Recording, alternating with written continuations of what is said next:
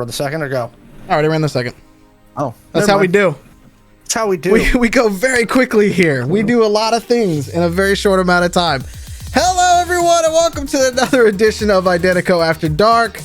My name is Mallo. I am, of course, joined by my co-conspirator, seemingly for life, Alex, aka Alex the Humanoid. How you doing, buddy?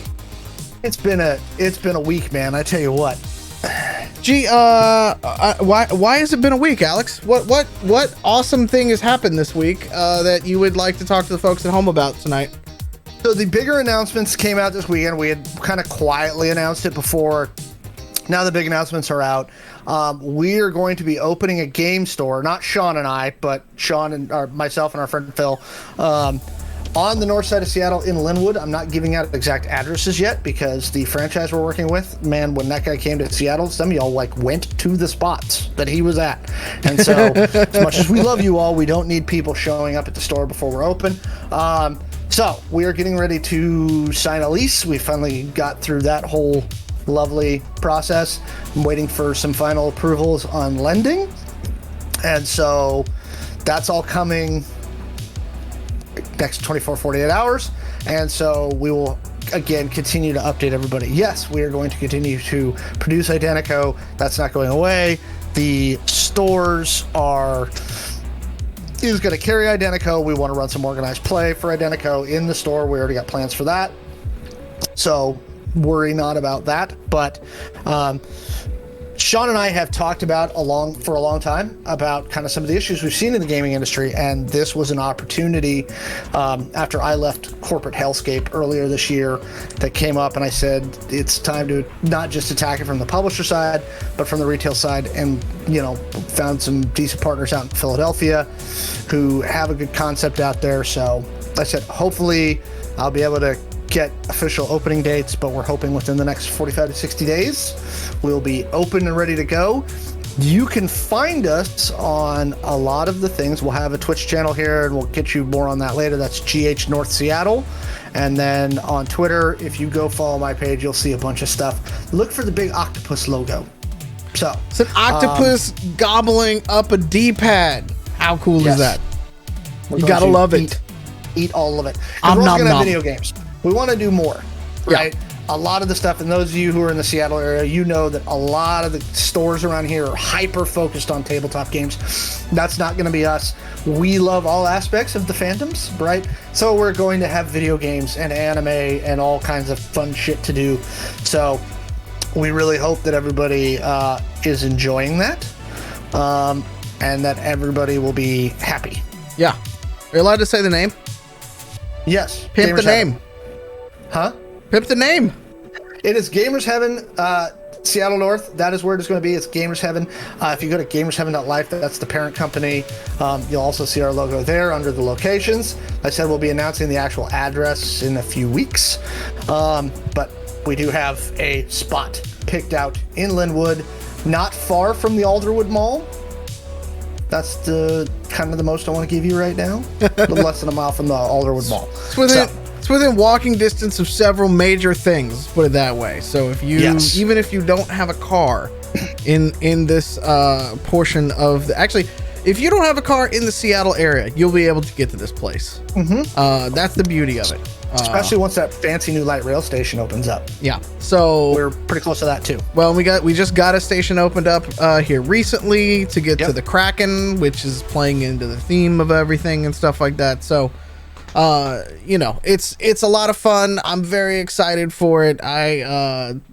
There's Alex and I have talked about a lot of things that we're going to do in this gaming industry before we're done. And this is one of them. And so I can't be more excited for this entire concept. So look out for a few more. Go follow him on Twitter, TikTok. Alex is on TikTok way more than I am, so go follow him over there. You can find me Alex the Humanoid on TikTok too. Yeah, so go follow him all over there. He'll talk about shit. Not Dune. I'm talking about the new Foundation series a lot there. He's doing a whole Foundation series and stuff like that. I haven't watched a bit of it, so you're not going to get any reaction videos out of me on that one just yet. But we are going to go see Dune, I think, together, and maybe we'll have one of our chat streams about Dune and how that came off and stuff like that, because there's some fun stuff that's going to happen there. So You were looking puzzled there for a second. Yes. We're the lovely thing that all of you need to know, and this is something, and actually this kind of relates to Identico a lot, because for a lot of the production of Identico, Sean and I both had very, very demanding day jobs. Sean still has a very demanding day job. Consequently, we are, I'm always like 3 locations at once, having discussions while we are all on stream. So it's good. Focus, my Strag, boy. who's in the chat Focus. right now, I'm going to shout out your state, your game store. If you guys are down on the south end near Olympia, Strag has a store out in Shelton. I've been there. It's cozy. It's nice. Go see his store. It is it used to be the Play Live. Now it's something else. It's Strag, put it in the chat. We'll call it out. Put it in the chat. Yeah. Okay. And put the address there. So if people are on the south end, they can go see that one too. I don't think you can have enough game stores in the world. KMR Gaming, thank you. So that's KMR Gaming in Shelton. Go check out his store too. He was one of the early boosters for Identico, and has been running one of the most consistent Identico campaigns basically ever for I think 3 or 4 years now. So Sean and I have gone down there to visit a couple times in Olympia and Shelton, and we always get a super warm welcome down there. Yes, absolutely. In fact,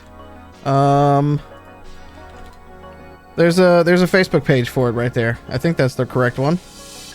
If it looks correct. Shelton, yes, maybe. Is that the right one? Did I do the right one? Please tell me I did the right one. I think that is the right one. Okay. Yes. Oh, they have open Identico. Okay, it is the right one. Sweet. Thank you. They have open Identico games every Friday night, looks like, too. And he says all are welcome in giant caps. So there you go. Tim says holla. Hey, Tim! Hi, Tim. Tim, also a store owner and also a huge backer of Identico from back in the day. Yes. A lot of us met at NorwestCon, and you'll hear us talk about NorwestCon and our love for that convention all the time. I can't wait to get back out to conventions. This year still wasn't the right time. I know a few people have gone to like Origins and Gen Con and some others like that. But I think that, you know, and hopefully next year as we get back to it, we'll be back into the cons and stuff like that, because boy, do I miss seeing people and playing games in person. I don't mind talking into a microphone for a living, but damn if I miss actually rolling dice at a table with people. I tell you that. What you can't see off screen is like my whole GM setup and stuff like that from the ACS crew still. But yeah, it's been crazy. So, oh, excuse me. So yeah, it's that's exciting. We're gonna have a lot of stuff because the thing about it, the thing that we've got going with a lot of these kind of things is community, and that's one of the things that we have always been striving for a lot when it comes to Identico. The first thing we ever put out from Identico was a set of short stories that, for lack of a better term, was community written. It's called In Defiance of Chaos. I still always have my copy right here because, you know, you can get it on Amazon if you want to help support us there. Several folks, many of them were our friends that just thought the idea was cool and took a chance with us and wrote some stuff and let us borrow their characters and things like that for ACS and you know, borrow their ideas and actively helped us develop the game over. Well, we developed the game over 5 years initially. And it's been 7. It's been 7 years since we started development on this game. Since we started conceptualization. Yep. And so that's kind of the whole thing about tonight is we've seen a lot of stuff in the community.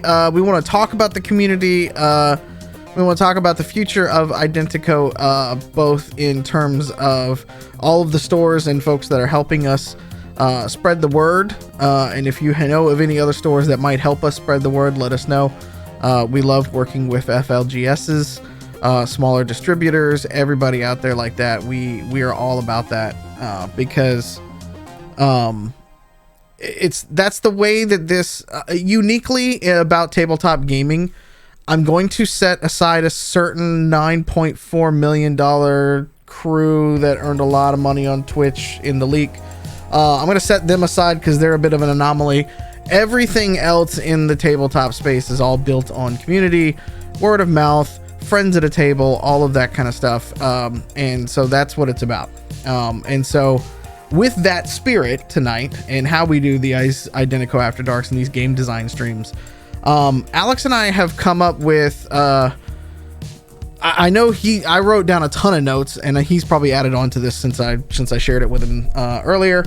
A little bit, but I thought this was really a good place to start for us. Yeah, this is by nowhere like finished and stuff like that. But what we want to do is we want to kind of go through in real time in front of the community and talk about proposed changes, which some of you have already started to put in the chat, so you know where we're going with this. And so yeah, there's a Forever Night. Okay, I'll shamelessly plug Forever Night because you guys are helping us distribute here in the Pacific. So absolutely. Quick operational standout too. For the FLGSs that are carrying our games, send me logos. So send me the Forever Night logos, working files if you got them, something layered that I can like fancy up and make sure it works on the background and stuff like that. Because I want to start a rotator of all the FLGSs and stuff like that. And I'd like to build out some panels down below that allows us to link over to whatever websites and things like that you have for there too. So help us out because we want to help you out and vice versa. So again, it's all about community. It's all about correcting and helping everybody out there. So we work with Meeples. We tried to Meeples. We did. And in fact, I think we dropped off a copy way back in the day to Meeples. We did pitch them. Turns out they haven't called me back actually after a couple of years. That's weird. If they're willing to chat with us though, no harm, no foul kind of thing. The Play Live in Olympia and Kmart Gaming at Shelton, both carry our games. Up on the North End, Zulus in Bothell had some copies. I don't know if they still have any or if they're out. And so, you know, give them a shout. Let them know we're happy to come down for a place like Meeples. Or tell them to call Forever Night and get more books from them. Call Forever Night or call one of us. We're just down the street. We went to Meeples. Alex used to live down basically literally across the West Seattle Bridge from them. Yeah, basically. So we're happy to work with everybody here in town. Actually, we're willing to work with just about anybody. We have ways to ship out and stuff like that. So if you don't have a distributor that carries our game, contact us directly. You can hit us up on Twitter, or you can hit us up on the website, because all that stuff goes to my email, which I get on my phone all the time. So just let us know. We're always happy to work with it. So you're about 6 blocks from them now. Hell yeah. Oh, I know exactly where you're at then. Yeah. Yep. I love that part of town. I love that neighborhood actually. Oh, right? That neighborhood's dope. I used to go drink there all the time. Yes. That's good to know. Some good bars in that neighborhood. There is. we spend a lot of time developing this late at night and at bars. That's what we ended up doing. Round the table, we talked to them. They carried In Defiance of Chaos for a while. And they're sold out of Identico core rule books at the moment. And they are stuffed. They may have one more. I was talking with Eric the other day, because I end up going there every once in a while and chat up Nick and Eric and those guys. So I got to take a look. But they know us and stuff like that. And so we have... I think Kevin is listing places that do have Identico in stock. I'm guessing in the chat here. Lion Guard and Hoquiam, Game Freaks in Aberdeen. Those are more places than I thought we were in. I'm going to be real honest. I'm going to need to clip that so I can add that. I'm going to make a list on our website, which operationally, I would like to say too, we got a new website that will be coming in the next week or so. We're going to be updating a lot of stuff, including the merch pages on there, because I know there's some stock of especially stickers and some posters, I think, that folks still want to get, that I have no idea how the old merchandise went away. So we also still have shirts. Yes. Yep. We still have a few shirts left. I think that actually is on the store, so go take a look. We'll happily ship that out. COVID free too. So yeah, just a couple operational things on that is that we'll have a new website coming up here soon. So keep an eye out for that. It's going to have more stuff on it. We also, after we get through with some of these things, we will actually publish the FAQs and errata for Identico as we make certain tweaks and changes and stuff like that. And then that will kick off a series of sort of how to play videos and stuff like that. I've kind of been holding off on that a little bit, mainly because of a lot of things that Alex has been doing with the store. It takes a lot of time to get that stuff negotiated. And then secondly, we wanted to make sure we get the most up to date. We don't want to go shoot a video and then have to turn around and like make changes on it when we knew going into it that we want to make a couple of, I say a couple, we're going to make several, hopefully quality of life updates for players and stuff like that with this. At least that's the goal. So, yes. I think that's all the updates. Joe and I, at some point in time this weekend, see in the chat? I don't even know if Joe's in the chat. If Joe's in the chat, give me a heads up because Far Cry 6 came out today. Oh, yes. And so that's a play. If you've never seen Joe and I play, if you've never seen Joe and I play sorry, I got distracted because somebody said grenade hands in the chat, and I think I know who it is.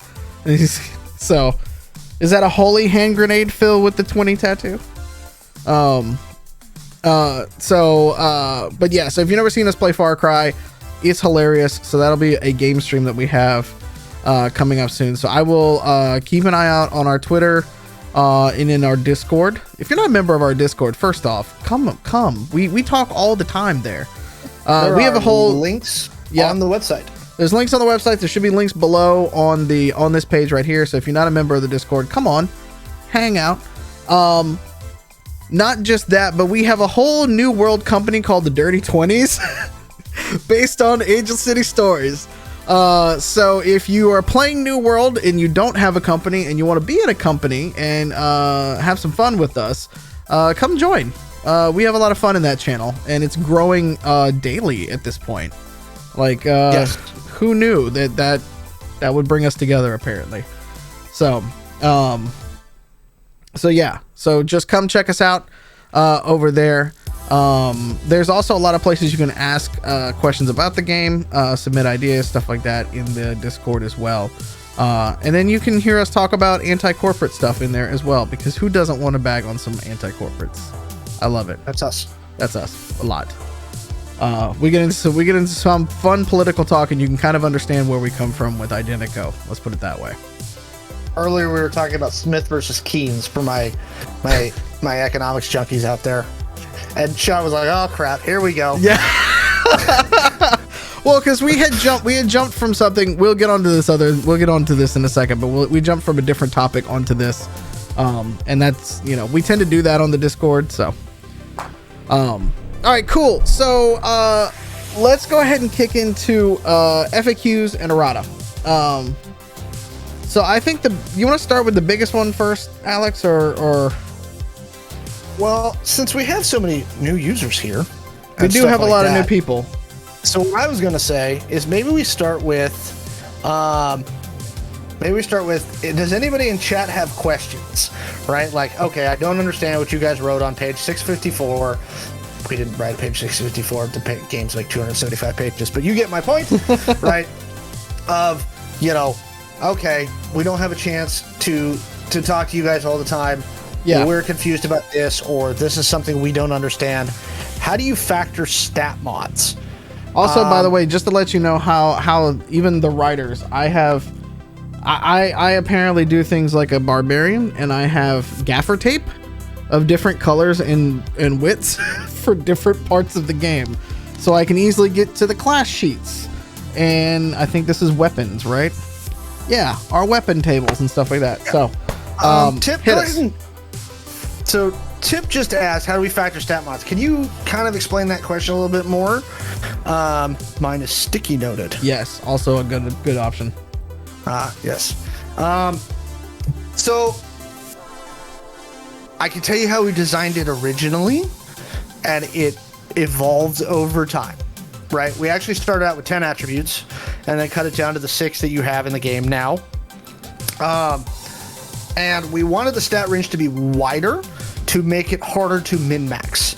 And if you did min-max with a point-buy system, it is a much bigger penalty, right? Well, we do a 1-for-1 to make the stat buy easy, but if you min-max, you're going to end up with like -2 and 3 to a bunch of different stuff. You say min-max though, so let's talk about the theory of min-maxing when it comes to it, because if you're playing in a group and you're playing in and everybody's got their sort of like we are like this close to being a classless system. We actually designed Identico at first to be a completely classless system. We debated it for a long time. Yeah. Alex also asked what we were going to do for filler content tonight if we ran out of questions, and we won't. Trust me. We've debated this game for it. Well, we debated this game up until we sent it to print. Let's put it that way. So we debated the min-max theory that a lot of players would run into and stuff like that. And to me, min-maxing kind of gets a lot of things at 0 and then a couple of things at really good. That's my basis for min-maxing. Now, there are a lot of people out there that you can go all the way to -7 on your attributes. Or you can go to 0 and get a -10. If you really want to get a -10 on your attributes, that's up to you. But you better hope like hell you got a healer in your group, and that they're going to be able to pick your ass up. Because that's what's going to happen. With the point-buy system, again, not accounting for the rolling system, which we did put in there, there is a dice rolling, like you could roll 4d6 for all your attributes and call it a day. Yeah. We don't recommend it. It's not our preferred method. I believe it actually... It can be fun. I believe actually that was another debate of ours, because it is my preferred method. Yeah. Because the point buy is technically the variant. I won that battle, apparently. You did. So with that, you can have 15s across the board in every stat and have a +1 to everything. You're not going to be great. Usually the 1.5 digit number. Yeah. You talking about you talking about adding stats to it, or the pull-out method? That's where we are today. Yeah, that's where we are at. Hi, Phil. Love you, buddy. So you can, so to pick up on what Alex was saying, is you can run 15s across the board and be perfectly fine. You know what I'm saying? And so, you know, then you're basically getting, if you run 15s across the board, you get a +1 on everything. That's your like basics, you know. You're not going to be great at anything. Right. Most people aren't that way. And with the point buy, which we found, ironically enough, that everybody skips past the rolling the dice thing and they go directly for point buy in Cyberpunk. So cheekily, we have it as the variant, even though we both kind of knew that was going to be the way they go. Because we played enough games like Rifts and others where you don't get to roll dice to determine random shit. You just get to put points into things. And so you can min-max, and there's some ways that you can go about creating a really good build. Now I'll say that nobody in ACS at least min-maxed their way to death. Everybody was pretty balanced or average on a lot of stats, with a few outstanding moments for like Katassi, our hacker. I believe that Chone and Apex in the Chaos games also are fairly balanced, but definitely have a lot more in their int for their hacking, that goes, you know, further and farther. I think Chone's got penalties to either strength or dex. Probably strength, knowing them, yeah. Yep. The stat modifiers, D20 OGL, yeah. But the stat mods, so the way that we did the math out for this, and Alex is our math guy. And I actually have the computer that I kept. Oh, you have in the background. Oh, yeah. I still have the Mac. Yeah. My old iMac is the thing that I was like, let me crunch numbers. I will build formulas to determine these things. It's the same way we did with damage and armor and everything. There was math put to it, believe it or not. if you have a 90 point buy, essentially, which is what a hero character is in our game, essentially if you divide that up, that becomes your baseline, and then if you go up, it goes by a certain number. This time we did things in slots of 2s because we want you to really have to purchase the points, is what it comes down to. And it provides a lot more variance. It does. And it also kind of gets you to that little thing of because later on, as you become a more skilled player in the game, and you actually get more skill points, and you get several skill points at certain levels, that allows you just to be like, all right, I'm going to put 2 here, 1 here, 3 here, whatever kind of thing, right? You do get attribute point increases at certain levels as well. Yeah. And it goes up pretty fairly, throughout the game. And so that's kind of the fun that we did for that. So you could have point variance. You can start a character a certain way, and over time you can have that character evolve. We wanted to have that bit of work into the game, because otherwise it gets kind of boring, right? Like if you don't feel like you have player agency over the type of character that you want to build, then what's the point of playing the game, right? That's the whole point of TTRPGs, right? Hard and soft levels we equated to Dark Souls, more starting package. This is Tim. I stole the computer. I stole the computer. Nice. Very nice. Hey, Tim. I'm glad, Tim. Yeah, but I mean, that's kind of the thing, right? Like, it is kind of hard and soft levels, right? Yeah. And I find that tends to work really, really well, because I don't know about you, but the few times that I've gotten to actually like level up a character when we've played some of these one-shots, it's been a lot of fun. Because you have to like seriously start to think like, how am I going to allocate my points and stuff like that? Like, so yeah, it's a lot of fun to kind of do with those sort of things. Yeah, go ahead. Going off your stat thingy, do you want to talk about the character ability stuff that you had in the notes? Yeah, let's use that as a segue. Yeah. So we have debated for a long time so Alex actually talked about this when we first got on tonight.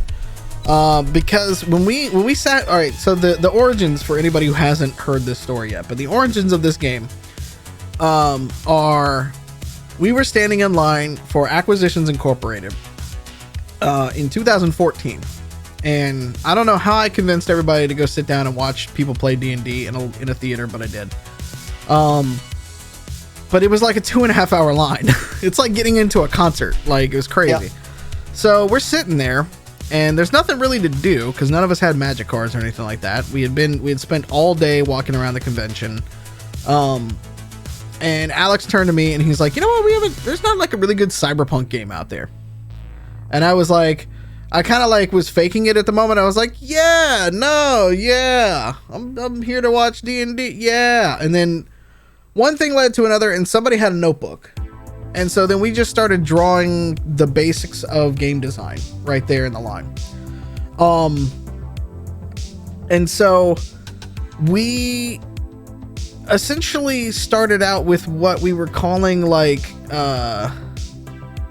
was it like genus and species? I think is what we genotype and phenotype. Genotype and phenotype. So we originally had 10 different numbers that you could use. 10 attributes for this. Going real crunchy on one side of things. And over the time that we developed the game, both in trying to do things at the aforementioned Around the Table, at some of the other FLGs, NorwestCon, we've been testing the game for a long time. And throughout that entire time, we ended up on 6, because what we want to do is not make this game overly crunchy that new players can't get into it. And we hold a thing like Pathfinder or like D&D or Starfinder or some of those to be a good bar to hit for Gen Pop players. And that, I know that a lot of people in our chat right now maybe not necessarily consider themselves Gen Pop players, because you guys have been playing probably since you could hold a pencil. All these years later, we still haven't come up with a lightsaber for Rovs. No, we haven't. Space is coming. Just give it time. The next show's call is going to be in space. Don't worry. That's not a spoiler, by the way. So we've got down to 6, and in the notes that we've been kind of doing, one of the things that stood out to me when we were playing ACS. So we did 50 actual shows of ACS, not including the one shots and the Texas adventures and Merry Highsmiths and all like that. And when you GM 50 shows of a game, you start to notice the nuts, bolts, warts, and all of your game. Even though I love it with all my heart. One of the things that I came out with that is that stamina and determination aren't really used in the game. They have their place, but even from an objective game design perspective, I've looked at it and thought we should utilize these more. And it's a common flaw that is in actually OSL 3.5, D&D 5. All these games. A lot of the games is that there's always a dump stat. And we tried our best to not have a dump stat, still ended up with a dump stat. It's not a failure. It's just an opportunity to make some updates. And one of the things that I've been kicking around is that, you know, if you're a RAW pilot, you have to have determination if you've got to do basically eject, right? If you have to eject your consciousness out of a ROV, you got to use a determination check to make sure it doesn't fuck you up. But we don't do enough checks against stamina, and we don't do enough checks against determination in the game. So for stamina, I am proposing that everything essentially above, I wrote 15 in here, but I think it would have to be above 14. Whatever the +0 high bar is, which I think is a 14 in our game. Yep. We come up with a system that allows you to actually get more starting hit points. Right now, every human in the game, and I'm going to use human very purposefully because now we've introduced a different type of organism in both series now. But every type of basic human, so just meat, flesh, body kind of thing, has 25 hit points. You don't get any more hit points anymore. Like, you just don't. You don't get better. As we've always said, you don't get better getting shot the older that you get. However, and I will preface all of this by saying all of the technology at first in our game, and I have to say at first because we're taking this a little further with some of the concepts that we're going to bring in towards the end of tonight's show. It had to be grounded somewhere in science. That's why we created E121. It is an element. There is not an element 121 on the periodic table. It is the next one to be discovered. That may keep us to an electric future that we never have to worry about, right? So all of the things in the game have some grounding in some scientific kind of piece. Quantum computing, robots, AI, all of it. The chip actually exists in the world. They made it after we wrote the game. They owe us $1 million, and nobody can tell me any fucking differently because they also called it the fucking chip. And I swear to God, our lawyers are on the phone. We sent them a check today to go after them. Anyways, with all of that to be said, I'm proposing that we allow for more stamina at the start. Or more stamina when you put points into that. You mean more HP? More HP. Some people are just built differently. Some people evolve to be better at bodybuilding, at all these sorts of things. And that would allow you to get more hit points. As Alex famously figured out when we killed Titus off in literally one fucking roll, that can be a problem. Now, that was a .0062 thing. To that point, combat in this system is always supposed to be fast and deadly, right? Because what we were trying to, and I did a tweet thread about this a long time ago on our Identico Twitter, is the idea is to disincentivize combat, right? Because there is that one in, whatever chance, right, that they're gonna bang a 20 on a headshot, and that's the ball game. You know, especially with the way that we did natural 20 rules, where it bypasses the armor. It's like it just fucking tanks your armor. So again, it's harsh. The one that I would say is an example of actually something I think Sean's on the right track with the increasing stamina to increase hit points is actually what happened to my character Billy Gonzalez in one of our last fights. Is that I just took a crap load of damage to one of my legs, right? And if I would have had an extra 5 HP in there, like, that whole scenario develops differently because now I'm actually going with the group as opposed to having to like duck out into the helicopter because my leg has literally nearly been blown off and the exosuit is the only thing holding it in place. Yep. So if stamina, and I'd be curious to hear what chat has to say about this, do you like the idea of every stamina point above 15 or above 14, so at 15, 16 you would get an extra 5, 17, 18 you would get an extra 10, you know, same breakdown, but does that make sense? Does that something that everyone would like? Yeah, because I'm interested. Just give us a yes no in chat, like, because I don't as a 5 points. Yeah, it's 5 points across the board. Like, yep. It would be so like if you put 15 to 16 in stamina, you would get 30 total across, because it has to stay in 5s because of the way we do the damage tracker. Yeah. So everything has to be divisible by 5 no matter what. It gives a reason for typing there, Kevin or Tim, you like that idea. Yep. Stamina, what's that? Muffins 2021, yeah. I swear to God, he's going to play a one-shot with me and I'm going to kill his meat body. Probably.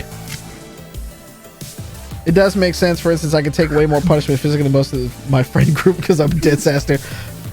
Phil, I'm with you. As somebody who's had to fight a lot in his life, I'm with you. Being dense is helpful. Yes. So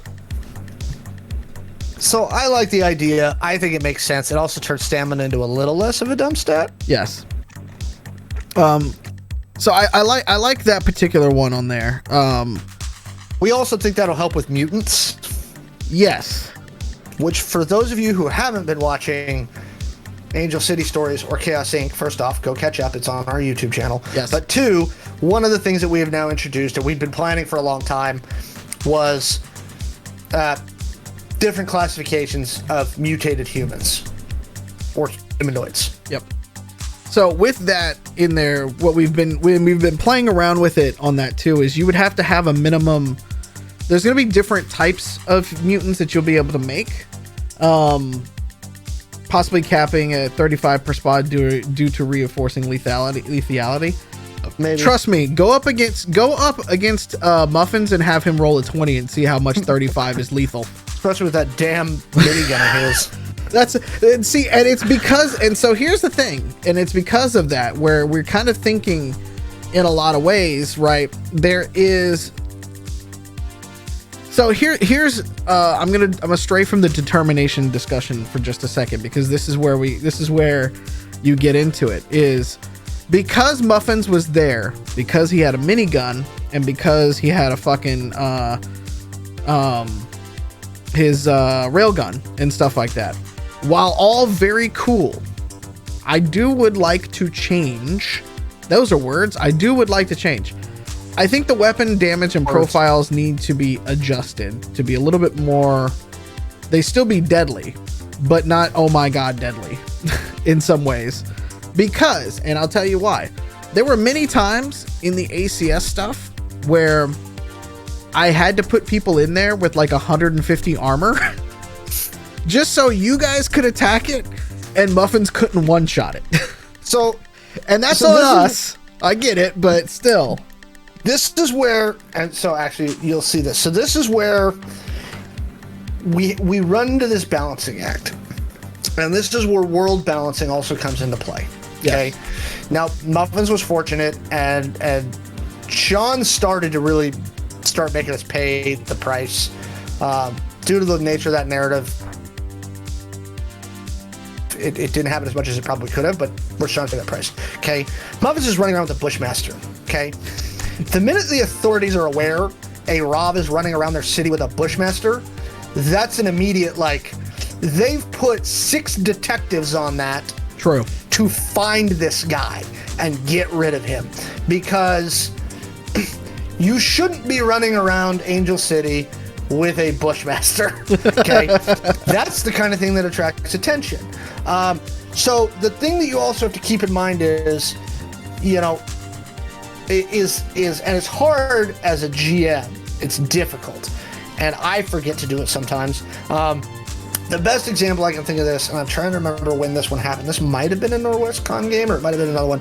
We were running the road mission, and the team got into a firefight out in the middle of the street. Yes. Right? It was one of the conventions, yeah. I remember this. Right, and as opposed to most of the road missions, the fight takes place in the apartment, so they could do it pretty quietly. It's the middle of the day, so there's not a lot of people around. But the minute it spilled out in the street, what happened to that particular group was the guy got away, and they had to chase him to Gothenburg. The issue they ran into is all of their faces were plastered on every billboard in all of Europe. Okay, so now you've got a really difficult situation for the player characters that they've now got to play through, because they went a little ham on, you know, some cars in Rome. Yeah. And I think so. Even Muffins as pilot. So Joe, as y'all know, plays Muffins. He's in the chat, and he's like, I wonder how much I abused Muffins as a gun platform re other players. Was I the norm, or was I the crazy crackhead exception? You know, that would probably be a good question for Strag. I don't know for Kevin. I don't know. I mean, Kevin's probably got the longest running campaign, so I can't say whether Muffins is an exception or whether other campaigns have that issue with Rovers. Yeah. I think it's very interesting, because I mean, Joe plays a very similar character in almost every game that we play with the gun platform. He's our tank in New World, for God's sakes. That's what he do. And knowing that Robs at first were made for dangerous situations and dangerous rescue missions and stuff like that, like they're augmented warfare on purpose, right? ACS was always supposed to have a little bit of that like 80s action feel to it, which I thought we kind of brought, you know, as we went along. But it's an interesting kind of feeling when there's a lot of a friend describes Joe's playstyle as Joe Smash. Kind of. I do feel like, to a degree, that Muffins especially, though, there was a lot of times where Joe was the sound one in the group and was like, no, let's maybe not bring out the 9-foot tall robot. Yeah. Most of them are packing a 2.5. Okay, so Kevin says we only have a few rovers. Most are packing 2.5-inch rocket, but a lot of them are what we call proxies or fake humans. So there you go. So if they're operating in America and they're rolling around with 2.5-inch rockets, so 2.5-inch rockets don't refer to the length. That's the diameter. That's the diameter. Those are big. Okay? Those are the ones they fire from Apaches. Yeah. Okay. So that's the kind of thing where if a GM was asking me, like, what would you do about this? I would say, quite frankly, the authorities are going to be looking for anybody who's rolling around shooting off heavy munitions inside of an urban area. That's just that Kevin is priority number one. Kevin is saying they have one, as in singular. We read that as rockets plural, but that most are packing A24. Okay, so they have a nuclear option, is what you're saying.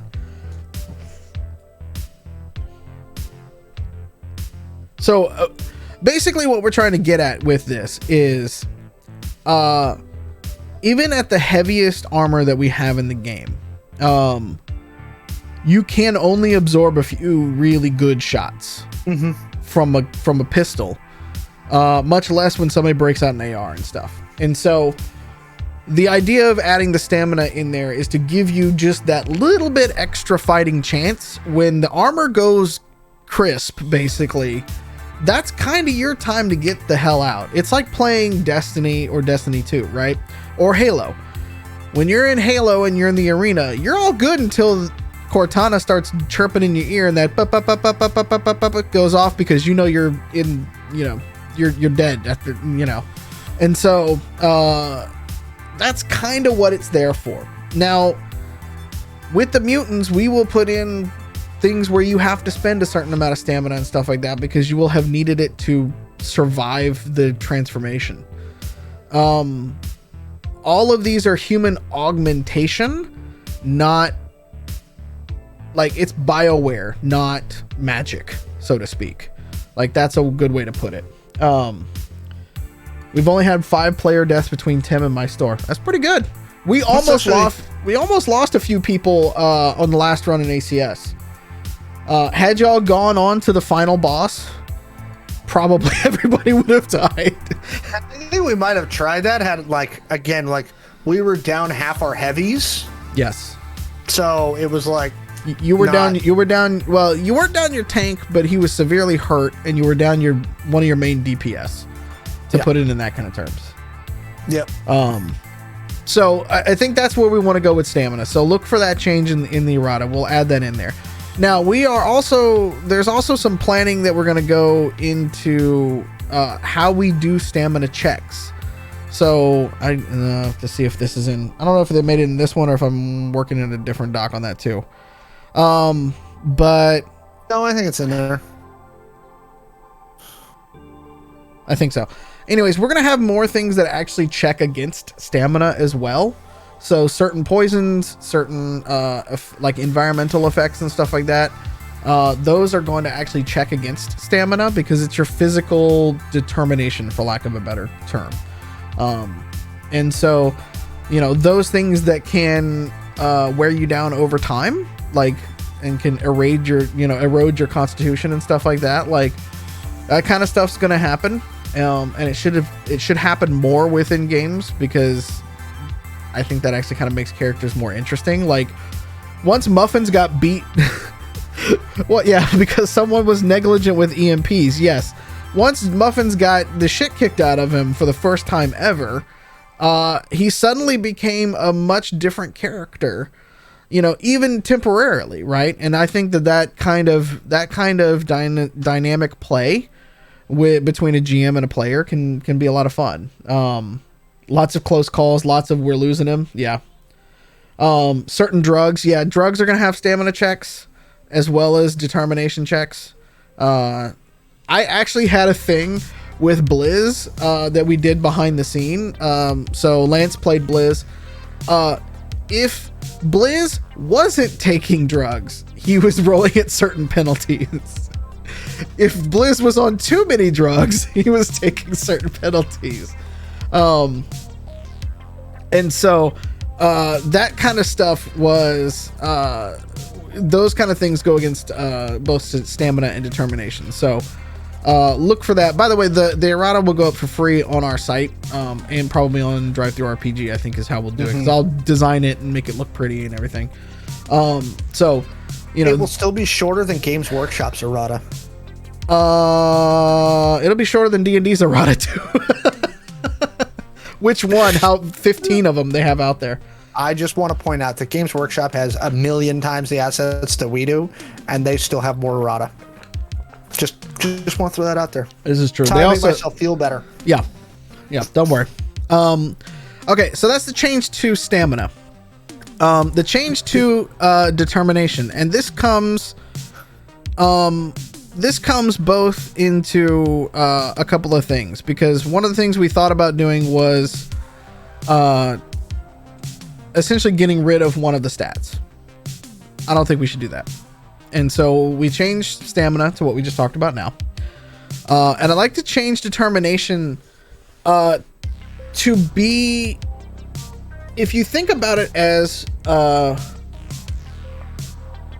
like mental constitution and I kind of want to call it like a stubbornness level, because we use determination for science. And if you've ever done science for a living, you know that requires a lot of determination, because you're going to fail a lot. We did medical there. Yes, you're going to fail a lot when it comes to that. And so one of the things that I've been thinking about with using determination is there's going to be some more checks against determination. Can the errata include a chart and prices for ROV weapons? Actually, ROV weapons are just regular weapons. Hang on. They are in or there. Are you talking about? Oh, I see what you're saying. Yes, we can do that. Actually, I actually am kind of surprised we didn't. Holy crap, we didn't. Yeah. Oh, okay. I see what you're saying.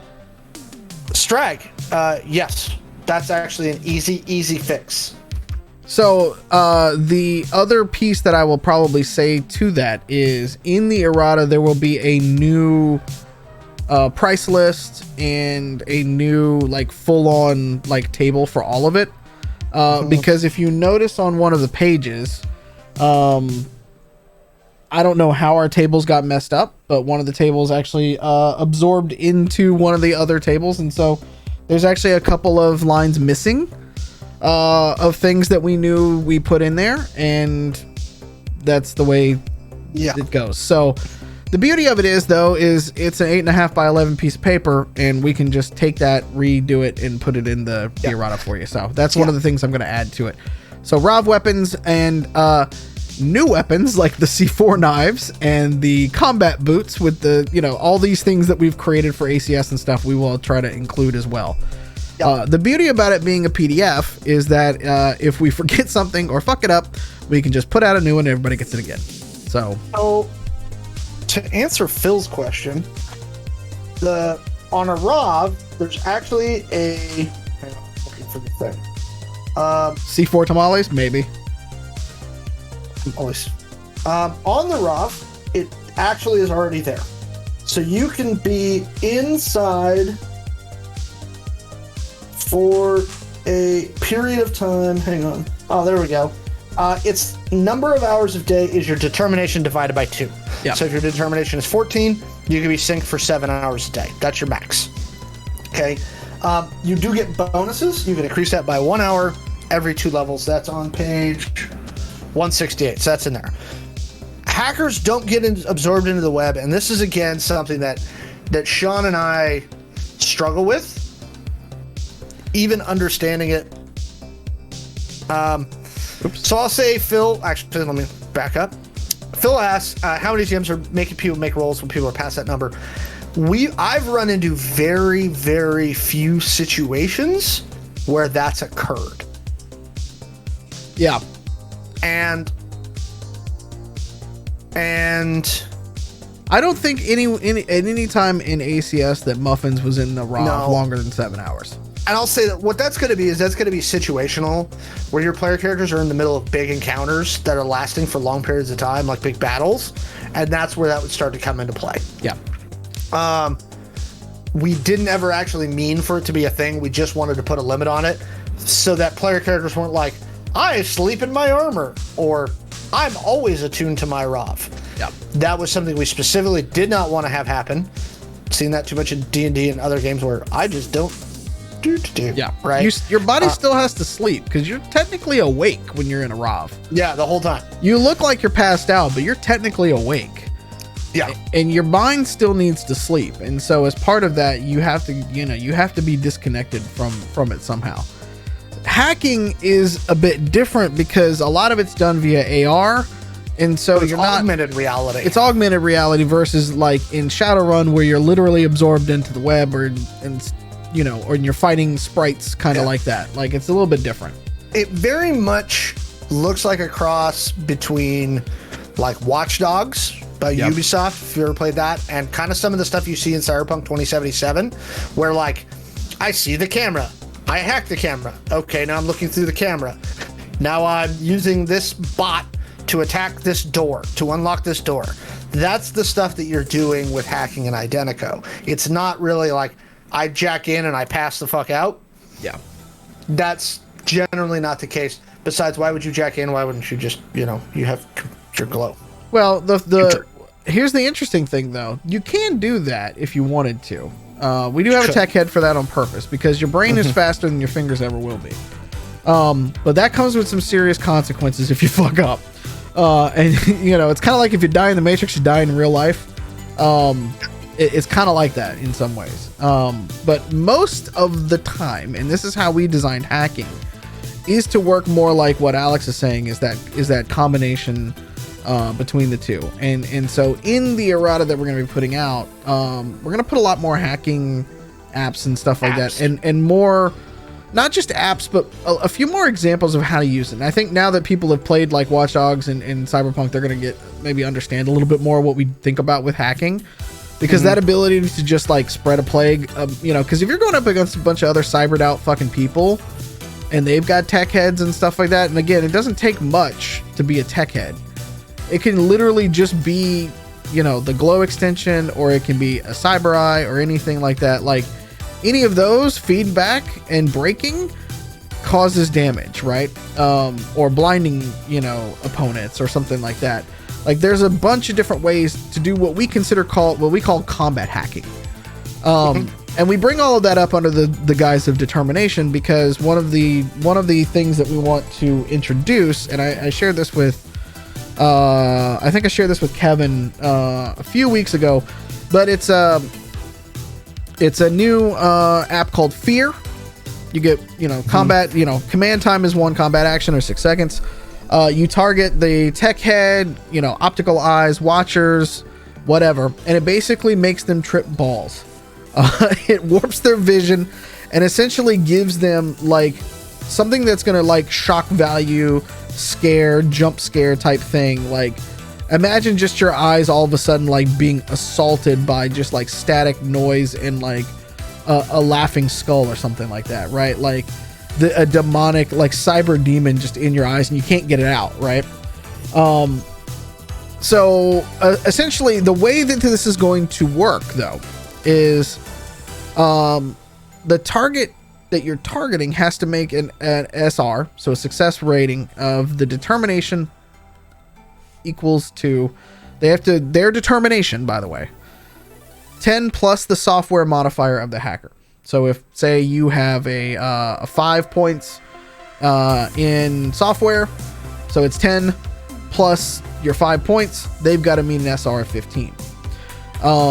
Obviously, if you've put all your points into software, it's going to be a lot harder for them to succeed. And that's kind of the point, because you're a much better hacker, right?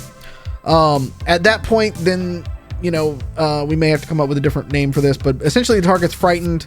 They can't attack the source of whatever they're scared at, because it's kind of like, imagine like a cyber version of Scarecrow from the Batman series, where like if you look at the Scarecrow and he's like got fucking, if he's got like the horror maggots and shit like that coming out and you're like, oh my god, that's what it is. So you can't go any closer to whatever it is that is the source of the fear. They also suffer minuses to their attack and defense rolls, so long as they can still see whatever the hell is freaking them out, right? They can make a determination saving throw at the end of their round every time, save out of it. And if they do, then they kind of take back their facilities, but otherwise they're still suffering. So it gives the hacker an ability to be in combat, because I think one of the things that hackers tend to still forget is that you have armor, you have a gun, you have options ahead of you. You do not have to be sitting down at a computer. You don't even necessarily have to have your glow on you, so long as you have some sort of rig that you can use to manipulate the AR space around you. And so that's one of the ideas that we have when it comes to using determination, is letting that be almost a way of using it as a shield for characters. Kind of wanted to make an electronic warfare Rob. That would actually be a really cool character, and I've been kind of waiting for somebody to do something like that. Yeah. So, and that's the thing that we want to do, because again, if you're a Rav and you're walking down the street with a fucking minigun, you're probably going to get nuked real quick. You know what? Maybe that's a good enemy for the Chaos Inc. team. That actually could be a really good one. And so I'm gonna catch up with Chad here in a second, but another idea that we have when it comes to determination is, intelligence, charisma help you with negotiations. Like if you're trying to essentially, if Alex and I are negotiating with each other, and I've got a +3 charisma, he's got a +3 charisma, or he's got a +2 charisma or +4, right? We'll just offset it for a little bit. We're rolling against those kind of things, but most of the time, even if a person isn't charismatic, they might be stubborn, and you might not actually get through to them anyways. Yeah. So I actually really love this as a, not just an alt, but like probably a talent, right? Yeah. Where it's basically, you can replace charisma as the defining attribute with determination for interrogations, for insight, for these very charisma based stats, so that you can be like, that's an interesting, and I like the idea that, because Sean came up with this idea, I like this idea because what it does is it builds this whole thing where you're like, I am just stubborn. Yeah. And I'm just that, like, when I interrogate somebody, or I'm maybe you're facing down against an interrogation, maybe you're just lying, right? Yeah. But you're so stubborn about it that it comes out like the truth. I really like this concept. So we're thinking about adding that in there as a stat to allow you to be stubborn, because not everybody is going to want to be a smooth talker, and not everybody is going to want to be the face, because usually a lot of people put in points to charisma, and then they have to be the talker and the face for the group. You know, they're not the Johnson, but they're the one that has to talk to the Johnson, to use Shadowrun terms and stuff like that. They got to talk to the fixer. But if they don't want to do that, and I'm going to single out Lance and Blizz here, because this is a perfect example of somebody who could be stubborn about it. Because you might try to interrogate Blizz as a character, but Blizz may not just give a fuck. He might be so stubborn, and he really was a lot of times in the game, so stubborn that like you could roll whatever the fuck you wanted to roll against it, but who cares? Because it has no effect on them, because they can just be like, whatever. And that can be an honest way to play, especially a Fringer, you know, or an Outrider, like, especially in that kind of area where they don't care about the politics of the world. They don't care about whatever's going on in whatever city. Like, you can interrogate them all day. Cool. Go ahead and blow up that building or whatever. I'm indifferent at this point, because I just want to get back outside of the city or something. So we're going to work determination into more parts of the game, but that is one of the main things that we want to add in terms of talents for that. Is you don't always have to have charisma to succeed in negotiations or lying or any of those kind of deceit checks and stuff like that. And we just think that it might be, it's a way more fun way of playing the game, and being able to play the game that you know how you want to play it is essentially what it comes down to. Catching up with chat here. Cupcakes was the start of electronic warfare Rob, focusing on infiltration and disruption over murder fests. We love Infiltrator Rob build. We have a scientist who uses drugs to fight in their Rob if they get caught. That's actually pretty good. We're actually going to have a little bit more. So environmental effects too is another one that I think I wrote in a different, I don't think it's in this particular document that Alex and I are working on, but some more environmental effects and defining them a little bit better. I reread that area, specifically talking about radiation poisoning for those people who go through the scar, or for those people who are, since we've introduced mutants, and that is one of the things that are used in the creation of, we need to come up with better, tighter rules around all of that. And so we're going to expand that section a little bit, and really kind of hone in on some of those things, because as a GM, all you can kind of do at some points in time is give people like dazed or confused and stuff like that. Like, you need to be able to give people, you need to have more tools at your disposal besides, I'm going to murder this character today.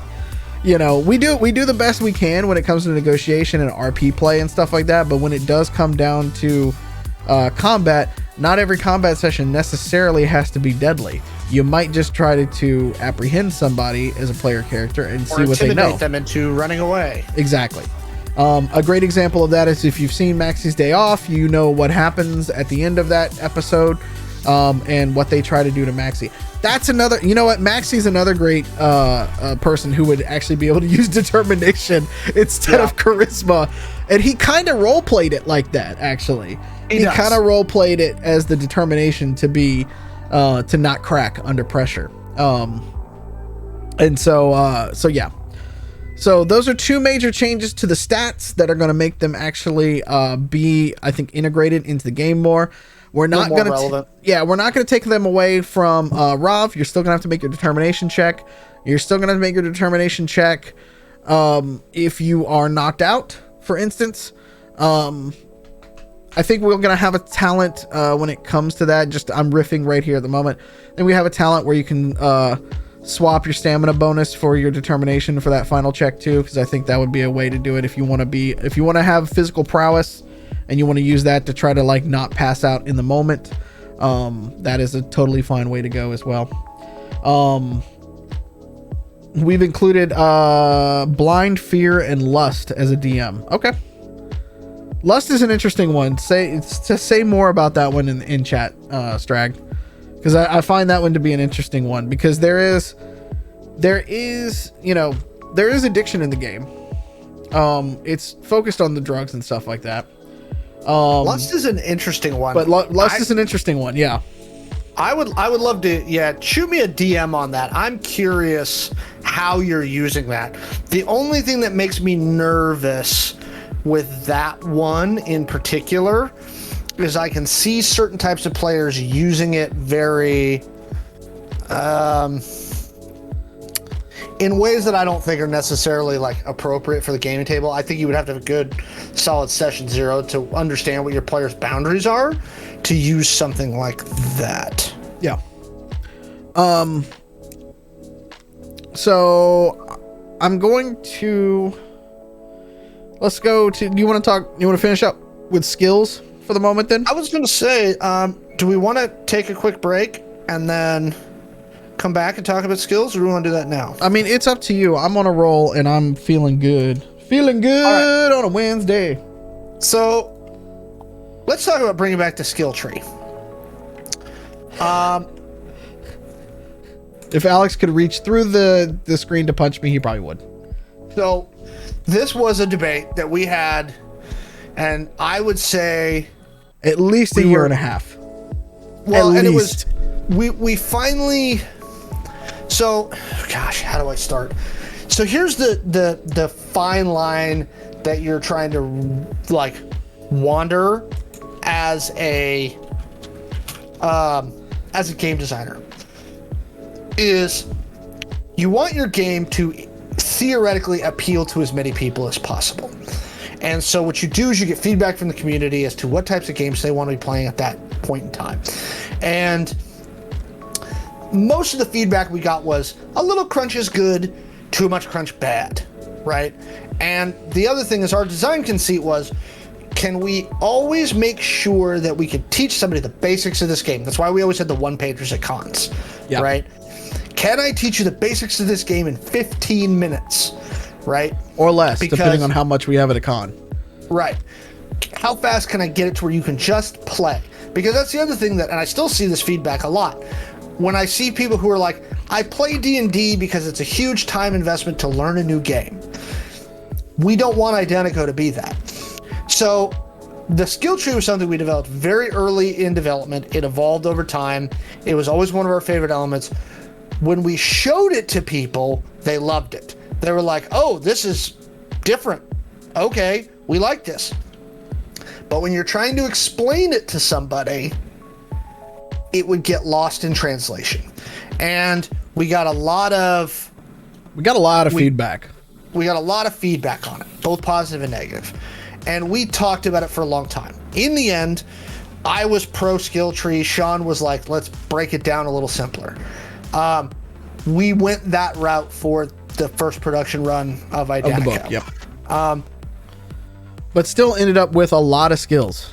We still ended up with a lot of skills, but there were some ways of differentiation and stuff like that, and the way that core skills and sub skills worked in the game, I think, was useful. So one of the things that we are probably bringing back, or at least are going to stick into the errata for use for player characters, is the skill tree, right? For those of you that play with this at NorwestCon and saw a lot of the early beta stuff, you know exactly what it looks like. We haven't made any significant changes to it. And especially with us keeping determination and stamina. Although I think Sean has some notes. I got a couple of notes with it that we can discuss, but I mean, I think there's we're going to bring it back. Well, I think that's the basics of it is sort of like, so I think that's where we're going to end up with it, because what we have is we have a certain number of books still left in production, and for those folks that have bought the book, we don't want the book to become irrelevant if that's the way you want to play. What I think we might do with the skill tree is, first off, include it in the PDF. We will make a couple of tweaks on it based on, because we haven't touched the skill tree in a while. The skill web was pretty rough, honestly. Send all feedback in chat or to us in Discord. Because I think that's where the breakdown with some people. We've got some people who say, I got it in the first 10 minutes at my first game, and I got it as and it's pretty rough otherwise, right? And that's the dichotomy of going with this. That's the dichotomy really of doing something new. Skill trees are not necessarily new in game design. And like, it's one of those things where everybody always wants it. This is where it comes down to when you're trying to like market something, and this is what I do for a living. Everybody says they want something new. Then you go give somebody something new and they go, I don't like it. It's not familiar enough, right? So then you go back and you give them something that's familiar and they go, yeah, but I want something new. This is boring, kind of thing, right? And so you have to try to strike the balance between the two of what is easy to pick up and keep going, and easy to play, and that we can explain to people in, roughly 5 to 10 minutes tops. And then what is going to give people enough player agency over how they want their character to develop. And they don't necessarily have to feel like they are sacrificing any part of the game, because unlike a traditional board game or even a video game that has a story narrative with a certain set of points that you can put in things and stuff like that, there's still one story and it's locked into that story, whatever's in, for example, in New World or World of Warcraft or whatever like that. That is the playground, that is the sandbox.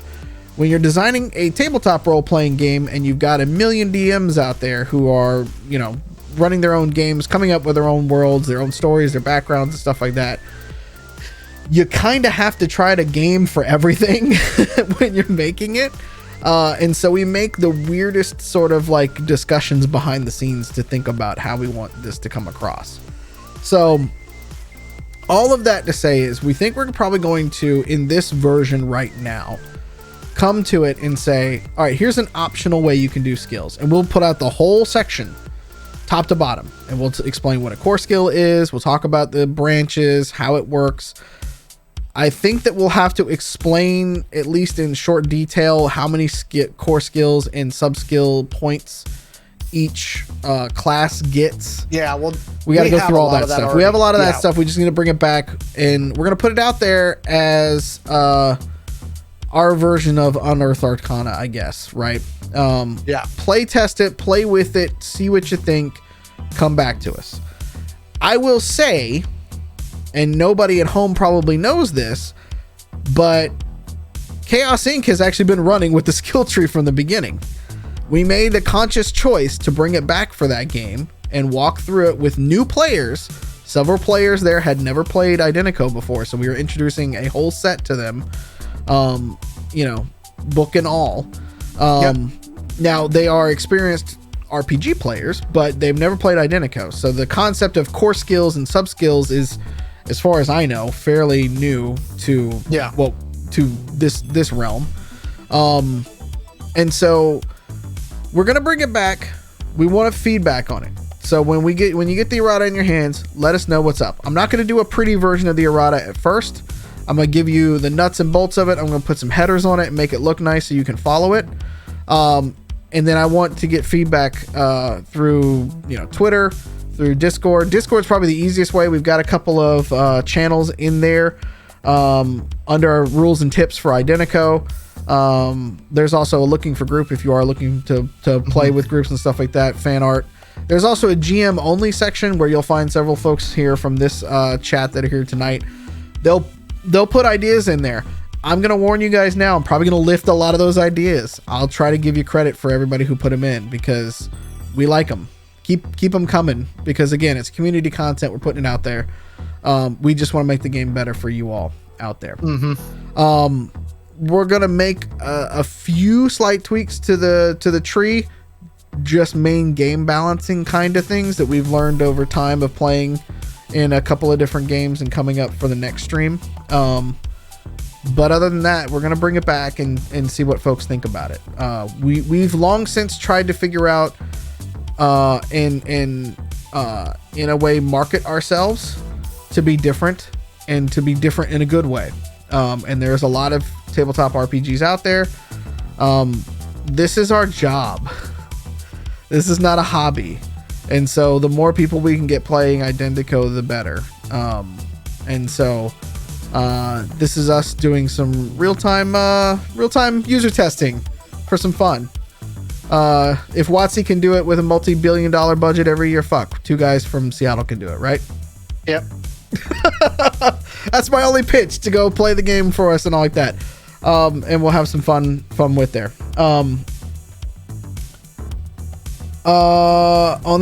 I think only I knew that outside of the Outcast and Raconteurs. Yeah, I think so. Yeah, the skill tree's on there. Yep. This Tip has access to the behind the scenes. Yep. As our head moderator. Yep. Okay. Oh, what's that? Yep. No. Cool.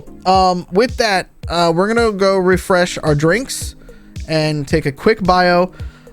We still have, so I'll give you a little preview. We have a few things to talk about in terms of the upcoming game. We have a couple of additional notes that are going to change up certain parts of the combat. And I also want to talk about some potential new classes we'd like to add to the game. So there's still a lot to talk about. So hang tight. It's our usual bio break. I'm gonna think of any questions. Yeah, drop them in the chat during the break, and we will answer when we come back. Hang tight. I'm gonna run some ads. If you're a subscriber, you shouldn't see ads. We gotta pay a couple bills and stuff like that. So if you aren't a subscriber, maybe you'll see ads. I don't know. Twitch is weird. It got hacked again. Shit. Yeah. Yep. So we'll talk about that later. Anyways, be back in just a moment. We'll see you soon. Bye. Being right back.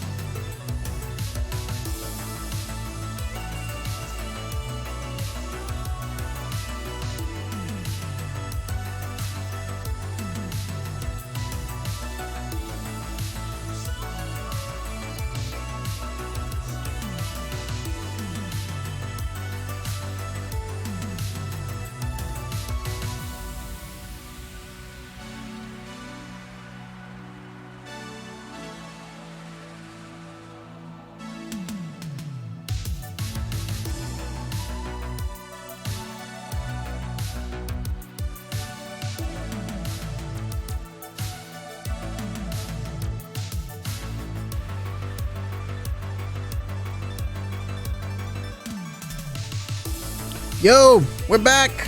Up. Hello. Thanks for hanging with us through the break. So we're going to talk about, we're going to go through a few additional notes. So in the chat, I asked two important questions. Okay.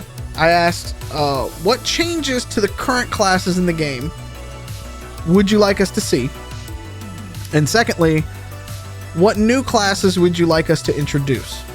Okay. So drop your thoughts in the chat. I want to go through just a quick round robin before we get to that. I'm gonna give everybody a chance to drop their thoughts in the chat. I would like to go on a quick round robin though of some additional quick notes that we can just discuss, and kind of they're down at the bottom here on the list that we can just kind of go through and thumbs up, thumbs down if we like it, strike through it if we don't. I'll start with the first one is the number of rounds for speed. This is the easiest one for me to do because nobody's ever limited. Nobody's ever had to run that far. Yeah, nobody's ever had to run that far. The speed and the encumbrance and stuff like that is, I think, the thing that I want to keep. But the number of rounds you can keep up with your speed, I think I just want to get rid of it because I don't think anybody's out there is Forrest Gumping through the streets of Angel City or Las Vegas or even in the wild. So,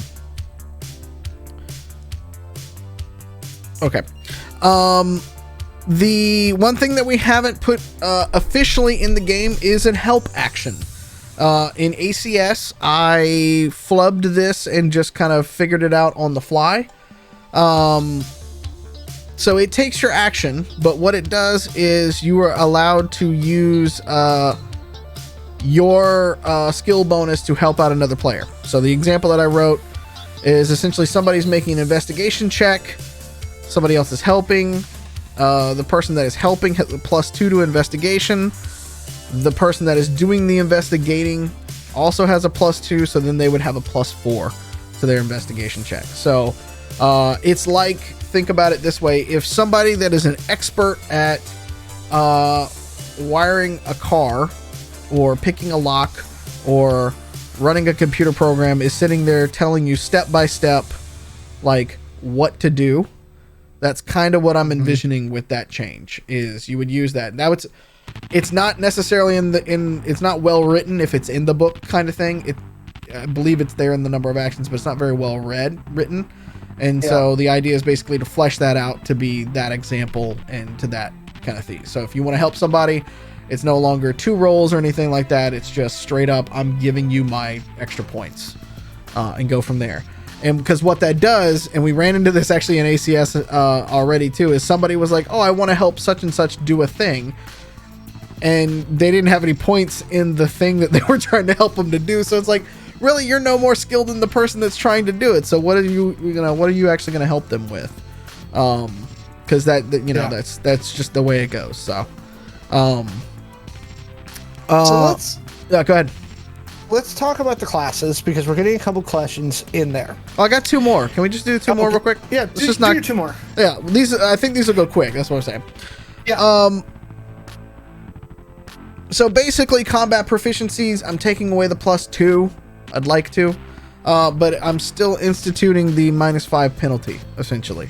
So basically, to use it, you gotta have the proficiency. Otherwise, you are just fumbling around in the dark. The reason for that is most players miss that +2. They forget about it. It's not very well executed on the character sheet, and it's not very well executed within the game. And with opposed rolls, it makes shooting a little OP when I've done the math. So that would be one change I'd have for the combat proficiencies. Is you gotta have it, otherwise you suffer a penalty. And I'm using a -5 penalty. We can maybe play around with that a little bit and see. Or we can just have a advantage version of that, if that works better. We do a -5 if no ranks in skill or proficiency. That's not a bad way of putting it either. Yeah. I was specifically looking for combat proficiencies because I think there are so many skills in the game that having a -5 penalty at any check, if you're using our initial rules as written skills in there, having a -5 penalty for science, and you have 0 points in science, feels a little cruel as a GM, because you're unlikely to hit an SR. I mean, a blind squirrel finds a nut every once in a while, but I'd rather have that bit of surprise in the game, you know, versus punishing people. But every game is different. You GMs run it however you want to, because I'm down with all of that. Because if you want to have it like Cyberpunk Dark Souls, as far as I'm concerned, go for it. Like, I'm okay with that. That is a perfectly fine way to play a game. So long as that's what your table signed up for, all for it. I'll bring 7 characters and just set them in front of me. I'll just like flick through everyone. As the minute the one dies off, I'll bring another one with me, you know. Just have a meat grinder. The last one is additional notes is aim shots. I would like to put this to only certain like long range scopes and targeting systems. You would be basically you'd forbid, you know, aim shots, called shots. We already forbid it on anything larger than a rifle anyways, because I'm not allowing muffins to aim shot with a minigun. That's just never going to happen. I'm sorry. But you know, I think you need to have certain scopes and accessories and stuff like that for it to happen. The reason for this is basically the aimed shot that I got lucky killing Titus in where I placed it, but I don't think you were aiming that one though. I think you actually rolled. I rolled it, but I was thinking as a GM, that was the piece that was the most seen from that person, so that's what they would have been shooting at anyway. So technically, under current rules as written, I should have taken the aimed shot bonus, aimed for the head, and then you know, all of that. Basically, it's really hard to aim a pistol at range. Let's put it that way. It's not easy. There are sharpshooters out there, but if you've got enough points into the combat proficiency, I think it's going to it'll be okay. Being able to headshot somebody while they're running across the room is extremely hard. And it also makes it a bit unfair for the other people that are playing the game. So, saddest of all robot pandas. Yes. So, aim shots with certain scopes, we'll call it out in the rules, which scopes and targeting systems will allow it. I'm kind of thinking the basic bullseye would be a targeting system that allow you to do that. That way it is available to characters who want to do it. If you want to be shooting and aim, that's fine. Because you've basically got an AI in your eye trying to help you shoot on the run. So you installed an aimbot?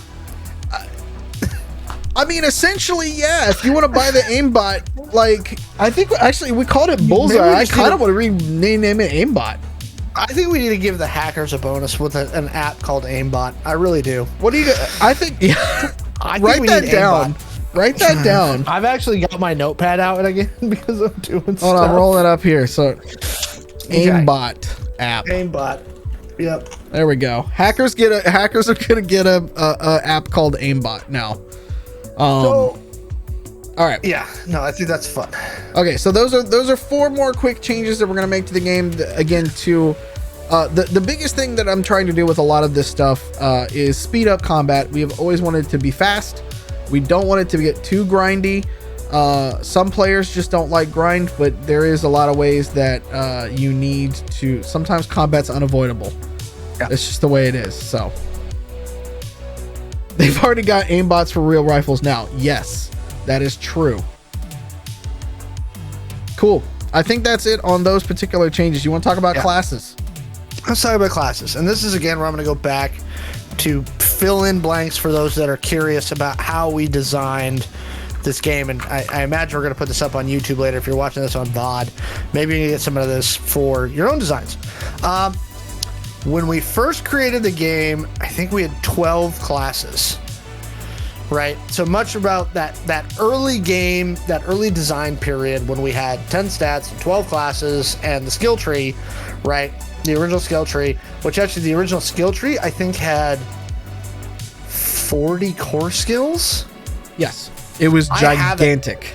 I still actually have the original skill tree that we designed that I built in Visio as we were like going through. Yeah. Which Visio, by the way, good like preliminary design program. If you're not a big Photoshop, Adobe person, and you just need something to kind of like visualize shit on paper, I can't recommend Visio enough. It's way cheaper and it's pretty simple to use.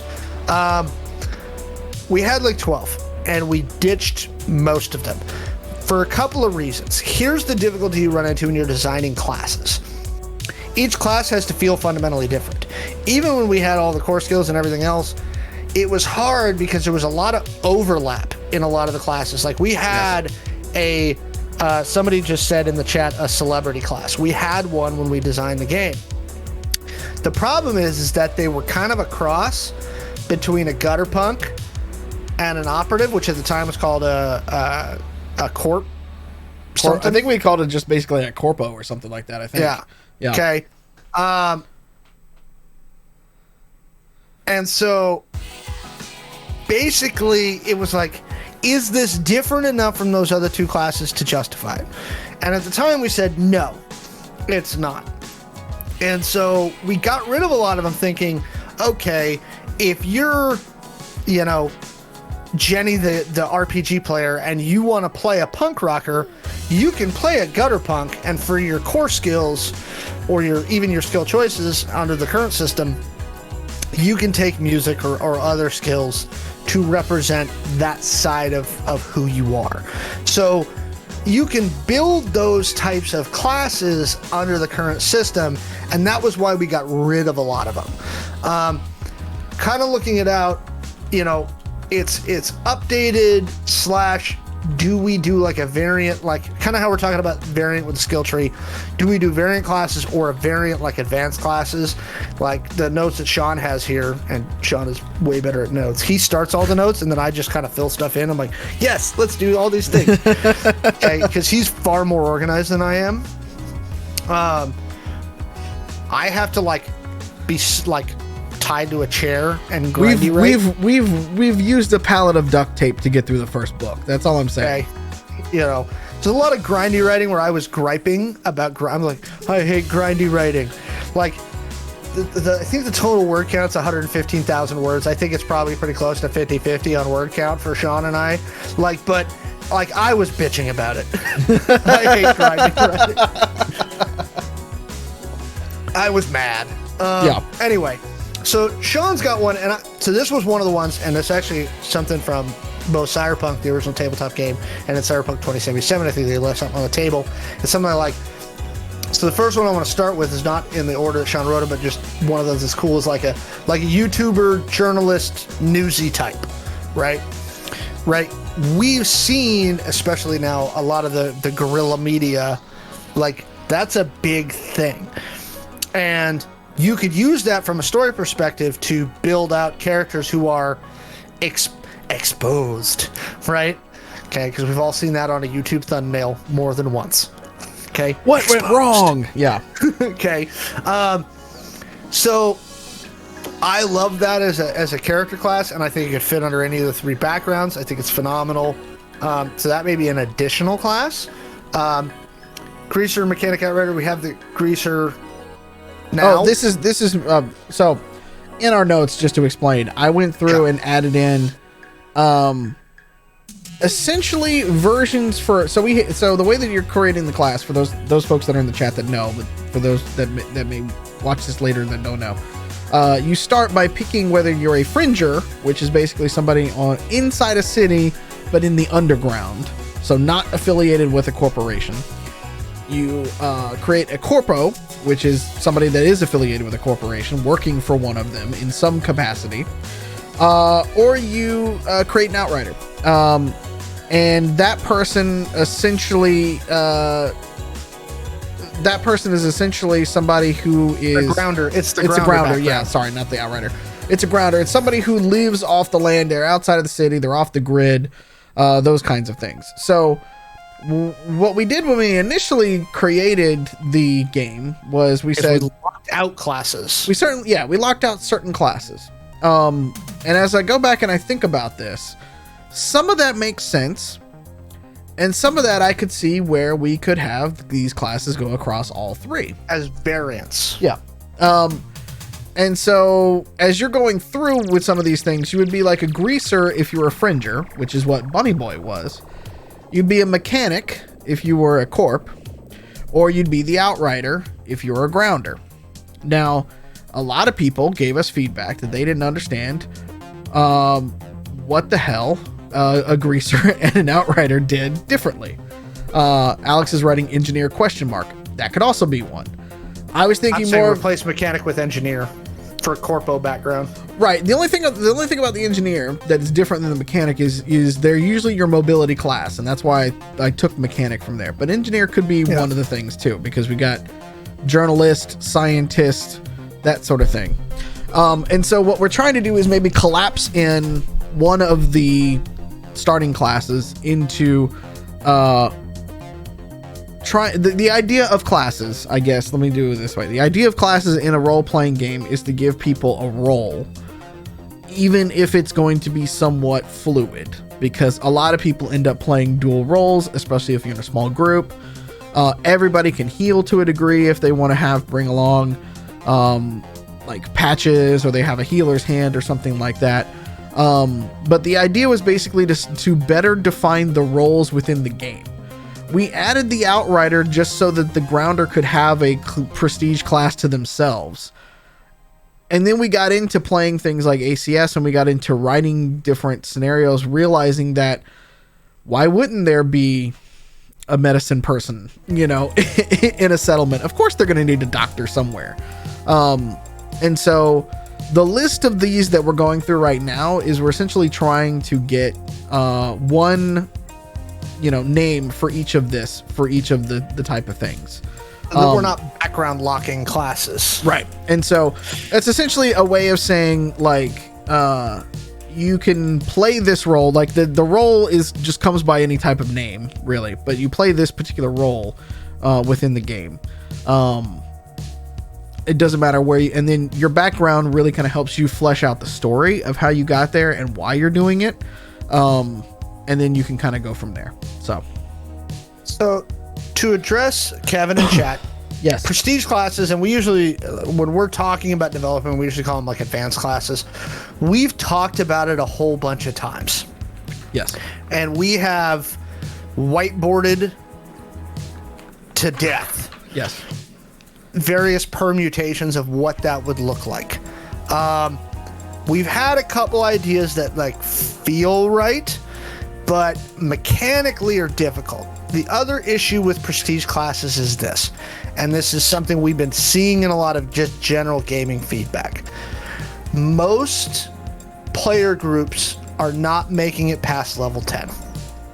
That's in all of RPG, by the way, everywhere. I'm not talking about just Identico. I'm talking about in general. The vast majority of player groups do not make it past level 10.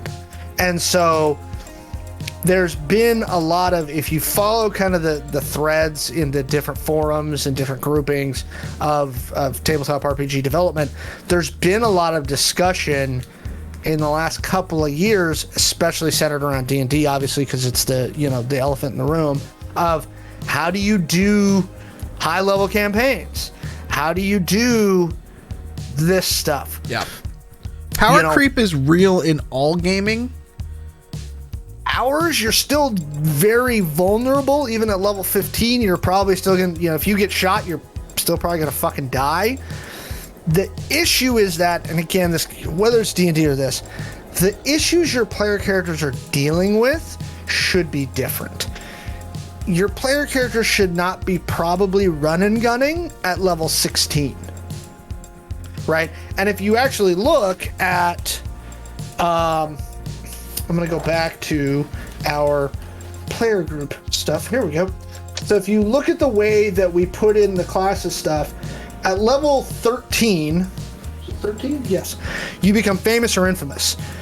And specifically what that is you now have a bigger spotlight on you, so you probably shouldn't be the trigger man yourself.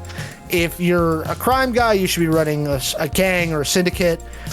if you're a corpo, you should be a mid-level executive by this point, or even a high-level executive.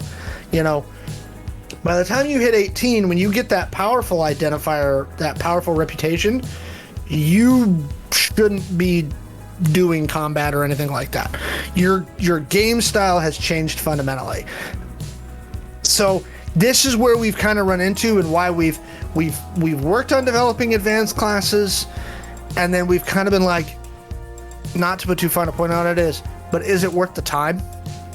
Yeah. You know, Sean and I both have limited, because again, we in a perfect world, and Sean and I have run the numbers, in a world where Sean and I could quit our jobs, or could have quit our jobs and worked Identico full time and done nothing but Identico, probably a different story.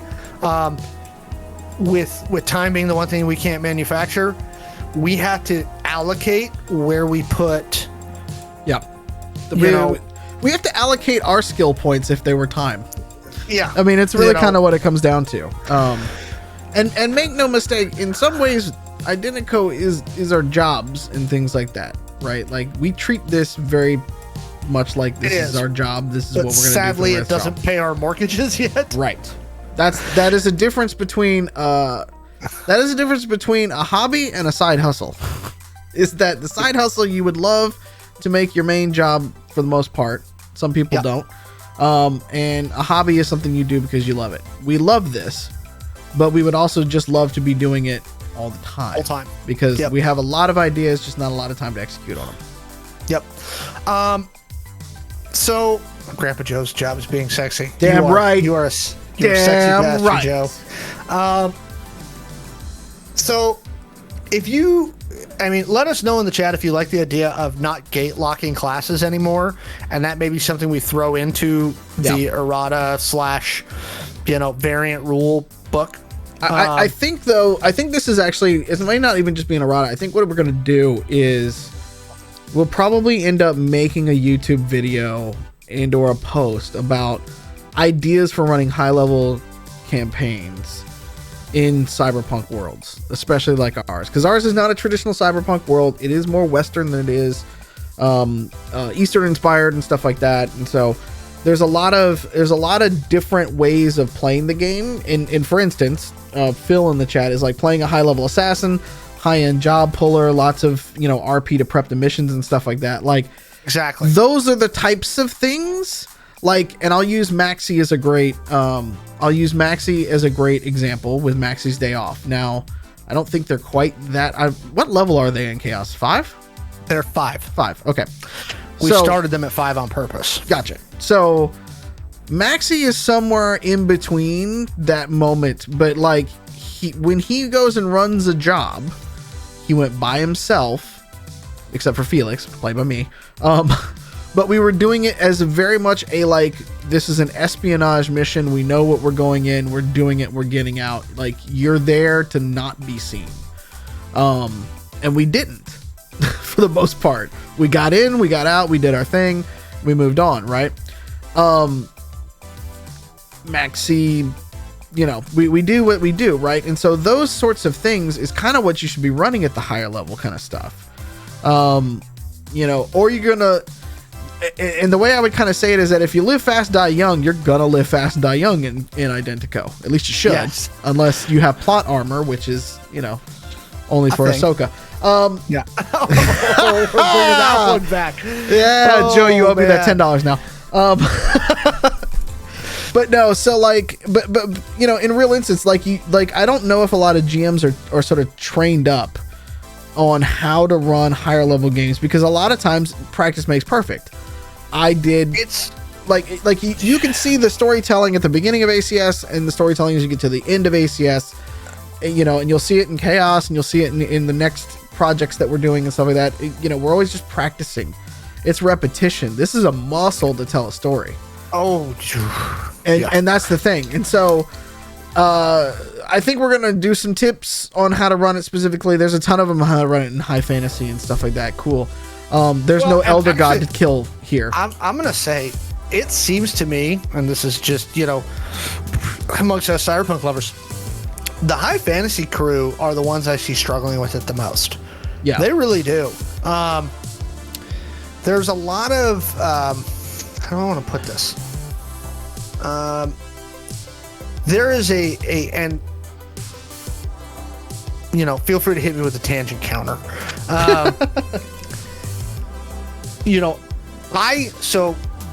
I don't play D&D anymore, and I've run one D&D session in the last 3 years, and I've run like 3 in the last 5.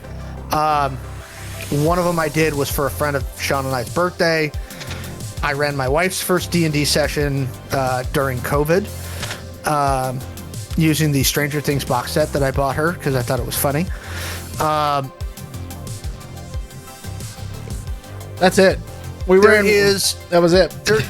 That's all the D&D I run. And the problem with D&D right now is I don't feel like there's a lot of stories there. The community in D&D right now has a very distinct flavor to it, to how they're running games. And the types of people who are I'd say the plurality, the largest plurality of that community just aren't, like Sean said, they don't have that muscle.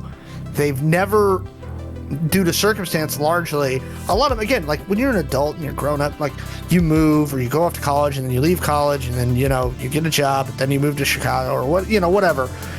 Most people don't end up in campaigns that go level 1 to 20. And so they just have no idea what that's supposed to look like. And it makes it really difficult. Cyberpunk's the same way in certain ways, but D&D, it's really a problem right now. And the other issue with D&D is you lock out a lot of story stuff just by the nature of the fact that it's fantasy, right? I love modern and cyberpunk style games because there's other stories that I can tell that just aren't possible in a D&D game. They're not. They don't happen. They can't happen because there's no cell phones. You were actually making this comment last night because we almost did a New World stream last night. You were making this comment. We were fishing outside of one of the settlements, and I forget what it was, but you were basically like, see, this is why I like Cyberpunk over high fantasy, because I can just pick up a fucking phone and call somebody. I think you were trying to get something from one of your settlements or something like that. I had to go somewhere. I'm like, God damn it, I gotta walk all the way down here to talk to a dude. Like, I don't want to talk to a dude. I want to just go talk to the dude. Okay? That's the thing that I like about it. And again, like I said, for me, and the chat saying D&D good and evil are forces like gravity and electricity. And yes, that's a point that, again, go back and look at some of the tweet threads that I've made like a year ago about systems in IDENTECO. I'm sorry, you imagine that people can fucking find anything on Twitter from a year ago? Come on now. That's a good point. I'll just read. Yeah. Running around the simulator. Yeah. I'll re-up those threads because the like Strike said, good and evil. And in fact, actually, sorry.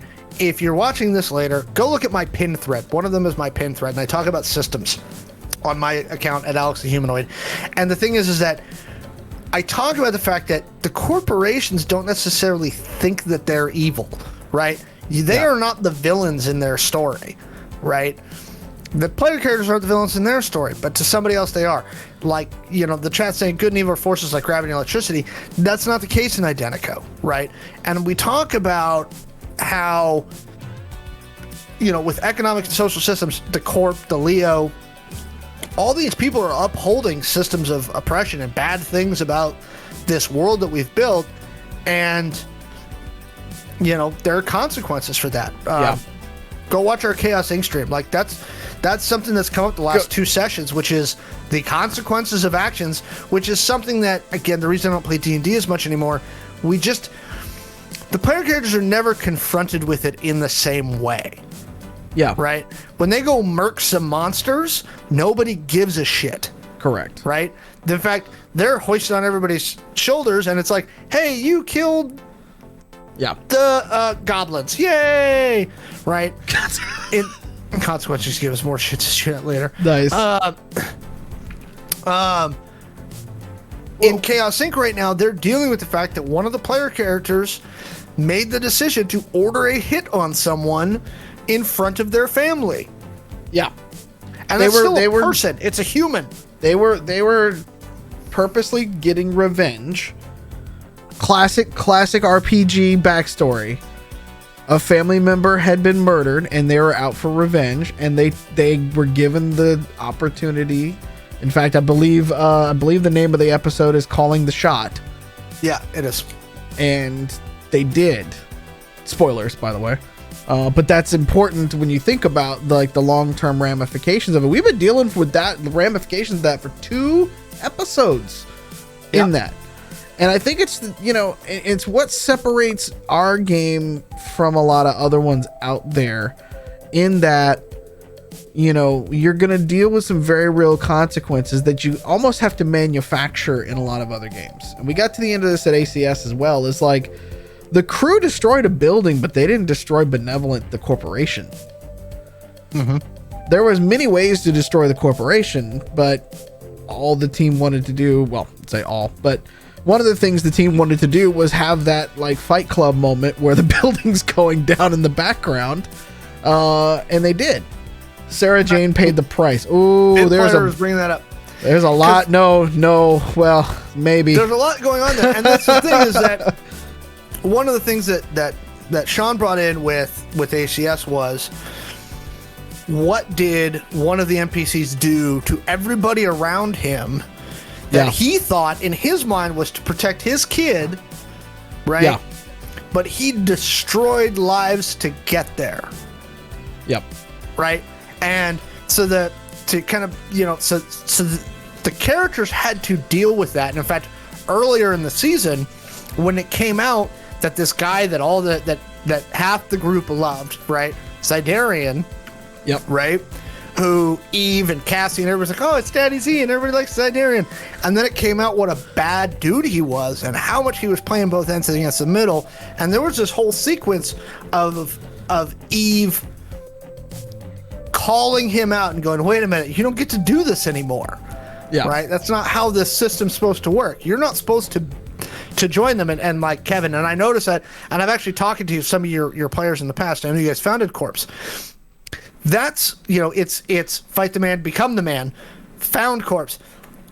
How does that affect where they came from and the people they're stepping over now to create their Corps? And are they, though? Because Phil, somebody's in the chat talking about dynamic design, and it's the person who created it.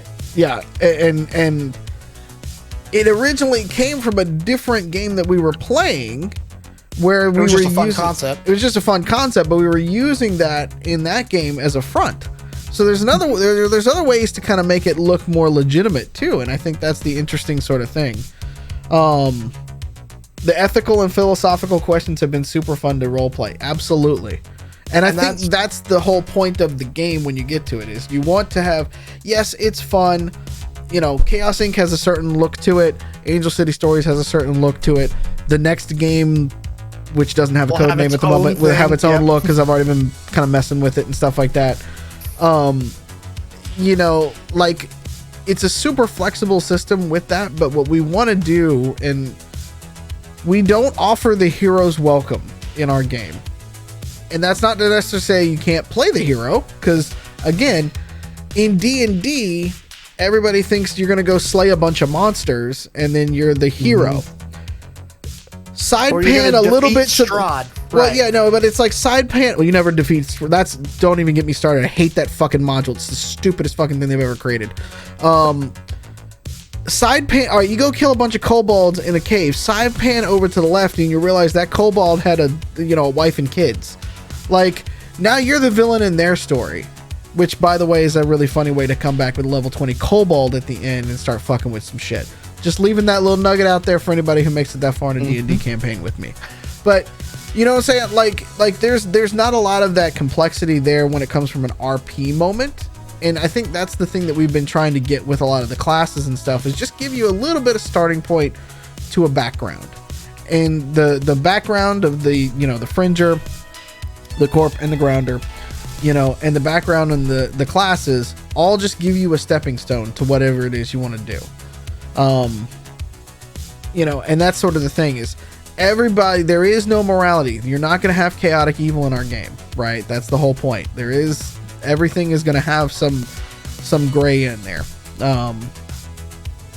And so with that was a very long, you could tangent us if you want to, because that was a very long step away from the actual classes. I think we're still on topic for Identico. I think so, yeah. I just don't. Okay, so the Strahd thing. All right. So the fact that you can never kill Strahd, spoiler alert, he just comes back to life, written in the book, I think is the dumbest thing ever. You should be able to just kill Dracula and just be done with it. And for the love of all things holy in this world, just those poor people in Barovia, let them be. Also, if you haven't seen Castlevania on Netflix, it's really good. So this is where the comparison I want to make is TV and movies, and D&D is a movie, and I want to think of Identico as a TV show, and I'll explain what I mean by that. And Sean's heard me make this comment before, right? With movies, with a 2.5-hour movie, there's only so much you can explore, right? And we've seen lately, like, let's take the MCU, right? With Loki and WandaVision and Falcon and the Winter Soldier. They could do these such deeper dives into character and motivations and the aftermath of these things, right? With Falcon and the Winter Soldier, what happened when everybody got snapped back? Oh, yeah. Crap, these people were gone for 5 years, and now we got 3.5 billion more people on the planet that we have to feed. Shit. Logistics, right? How do we handle this, right? You can't do that effectively in a film. And I think that's, and again, I'm not saying it's bad, so all you D&D CR, all you fucking stands, please don't come for me. Right? Okay. You just called them, boy. Okay. Damn, son. There is a limitation to what D&D is designed to do. Yeah. Right? When you're dealing with stuff like this, I like to think of Identico conversely like a TV show. With Chaos Inc., they move pretty slow and they kind of like roll through their stuff. Like I'm saying, as far as like how many days pass in one session, but they really deep dive into what the fuck's happening around them and why. And I think it's one of those things that helps them, that helps differentiate what we're trying to do here. Yeah. And again, why is it hard to run high-level D&D campaigns? Because the basic design concept of D&D is monster bad, go find monster, kill monster, get loot, and go through dungeon to get loot. Right. That's the other sort of thing. That is the and again, whether the dungeon's above ground, below ground, however that dungeon is designed. Yeah. That's the design concept. That's what you're doing. Okay, that's the idea. Rescue the Duke's daughter. Right? Do this thing. Pathfinder's pretty much the same way. You know, there's not a lot of politics to it, you know, and again, so that's what I said. And I'm not saying like it's bad. I'm saying it's a movie. It's just not designed to deep dive certain things that we highly encourage people to deep dive in our game. Well, and we put it in the back in the GM section on how to design, you know, episodes, chapters, you know, in seasons, right? And we show it every week when we do a stream. And we really believe in getting those RP moments for everybody when it comes down to it. That's the biggest thing for us. So the sidebar that we just went on for a little bit is to kind of think through a few more classes, because what we think that this is going to do is continue to set up more types of missions and things that people can go on. And Alex is copying something on the sheet. I was highlighting and thinking. Oh, okay. It doesn't highlight on my side, so. Do you want to? Yeah, good. So this brings us to, and if you've been watching ACS at Chaos Inc., you know we brought in mutants. Yes. And we haven't really nailed down, just to let you all know, whether it's going to be a class or like just a modification to a character. I imagine it's probably more going to be a modification to a character like cybernetics. Correct. Is the direction we're leaning. We've done some preliminary math on it. in fact, I had to resend the design stuff over to Mallo, I think like a week ago, because he was like, where did you put that in our folders? Because we have to reorganize our Dropbox because it's full of stuff. It's a lot of old stuff, yeah. Yes, so mutants are good. Stat plus and minus. Go further than that, Kevin, and I'll send you some stuff through Discord. Again, watch Chaos Inc. Like, mutants have abilities, and there's three primary, call it origins, for where mutations can come from. And so, you know, we are bringing that in. It has been revealed. More to follow on that. But yes, so don't think it's gonna be a class, but if you guys have any suggestions or anything like that, like, hey, we want to see this, let us know. Yeah. So because of that, and this is what gives us another layer of flavor on the game too, because building out a couple of cults and occult ideas, yes, that also kind of where it comes into play too. The Sixth Sanctum was a little bit more of an occult kind of thing, where they were, they worship cybernetics in a made up machine god that we have. There's a whole backstory to several godlike entities that are actually within the Identico universe. And so that's funny. Transhumanism just started playing when I started talking about godlike entities. Hell yeah. And so there's a lot there to play with in those kind of things. We've held back on some of this stuff because we wanted to introduce it into stories and things. But what you're going to see of Monsters and Men, which is now you kind of understand why it's named what it's named, after the first session, or the first, part of the adventure, you kind of see a little bit of where it comes from and how it works in the game. And so the mutant stuff will come in that expansion. We're not going to necessarily put it in the errata right now, because we're working on actively the math and stuff like that behind it, and playing, we're play testing it kind of in real time with Chaos Inc. So that stuff will come at the end of On Monsters and Man, which is still, being actively created. Don't worry. And so with the, that's a type of class you could do. And that also means you could still be a Fringer, a Corp, or a Grounder. Mm-hmm. You would there's a backstory to how you became a mutant, Yep. One of our players is working on mutating the planet with soda. Dear God, they're brought back Surge. I every time I hear about y'all's campaign, it gives me a good chuckle because you guys go hard. I remember Sean and I went down to Olympia and your players were telling us about like plans upon plans. Like, you guys go hard. Mm-hmm. Like, it's impressive. I also see all the out of game RP you guys do on your Discord, and so thank you for inviting me to that, just so I can kind of lurk sometimes, because I watch your QuadComs and I'm like, wow, they're just everywhere stuff's going on. So kind of with that, right, one of the classes we want to introduce, Alex has talked about, so I've called it just a tuber. It could be a VTuber or something like that, a journalist and a newsie. Newsie is an old school kind of word for it, and that would be your grounder class. Your journalist would obviously be working for a corp journalist, and your tuber would be somebody that's doing this sort of guerrilla journalism kind of thing. The other one that we want to introduce is a street doc. So a street doc scientist and herbalist for our grounder. So that would be one. Alongside that, we would have some more. We've got some skills for healing.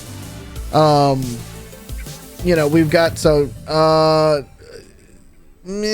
that name. Mainly because of where I think we want to take this kind of thing, right? Like with a street doc, like you want them inventing. And we had this a little bit further up in the chat tonight. Hackers writing programs, actually learning how to create things. I think that is technically possible. Alex and I have talked about that, and like giving some instructions of like how a hacker could assemble something. I think we put some preliminary stuff in the book. I think we did, but I think we've learned a little bit better about how we can explain that. Same kind of thing when we talk about medicine and stuff like that, right? Media head and bald runners.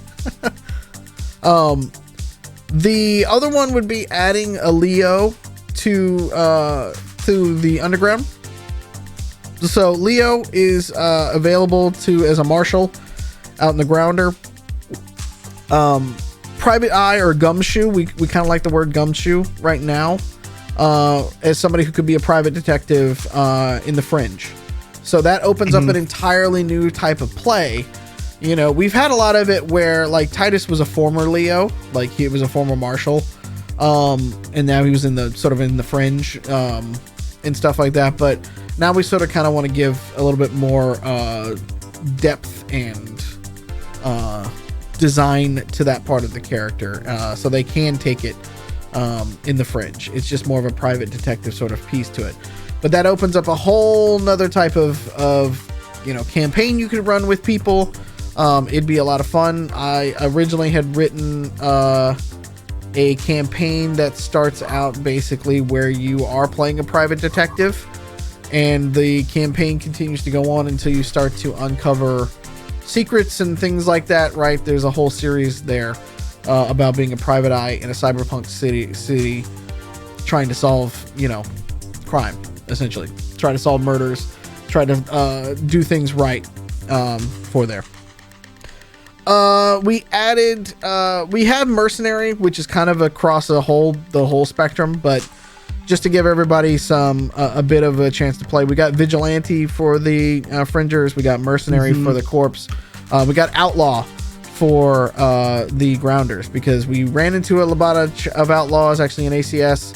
It seems like it fits really well for that whole kind of piece. So that's just a quick update we'll make in the book. Rover is still the corp version of this. That is where it came from, was fighting in mercenaries and stuff like that. I've come up with a couple of ideas in Chromie for the fringers. So technically Joe's character would be a Chromie because he's a fringer robot, and a mech pilot for the grounders out there, because if you think about it, it'd be a little bit different. Alex isn't cool with that name, I think. No. I'm thinking about Muffins, and whether Muffins is really a Chromie or whether Muffins is just a corporate sellout. Ooh, Give him the opportunity. No, so here's the other thought about it too: is he could be a mech pilot because of where he came from in Damascus too. I'm just saying, yeah. Muffins seems like a corp sellout to me. Him and Zed are having fun together. Depends on who's paying me more. Yes. Yeah. One of the ones that we're having that I haven't been able to come up with, we want to create an operative class for everybody. Currently the operative is your face, it's your talker, it's your intelligence operative, so to speak, right? We want to create that for each of the three backgrounds from there. Face is an obvious one for the underground, but if you have ideas or options for that, throw them in the chat. We'd love to build that out, especially what would be your like town leader, so to speak, in a grounder situation. Like, who would be your talker for that? I almost had town crier as the journalist at one point too. Hackers are hackers in the Fringe. In the corpse section, we have it just as infosec. I also lovingly call them sock puppets. And out in the wastes, it'd be like a technomancer, because out there, hacking looks like fucking magic. It might as well be to a bunch of grounders. And then the last one that we don't have a ton of ideas on in terms of the grounder version for this, but the gutter punk was its own Fringe class. I feel like the gutter punk in the corporate world would be the intern. Kind of fitting.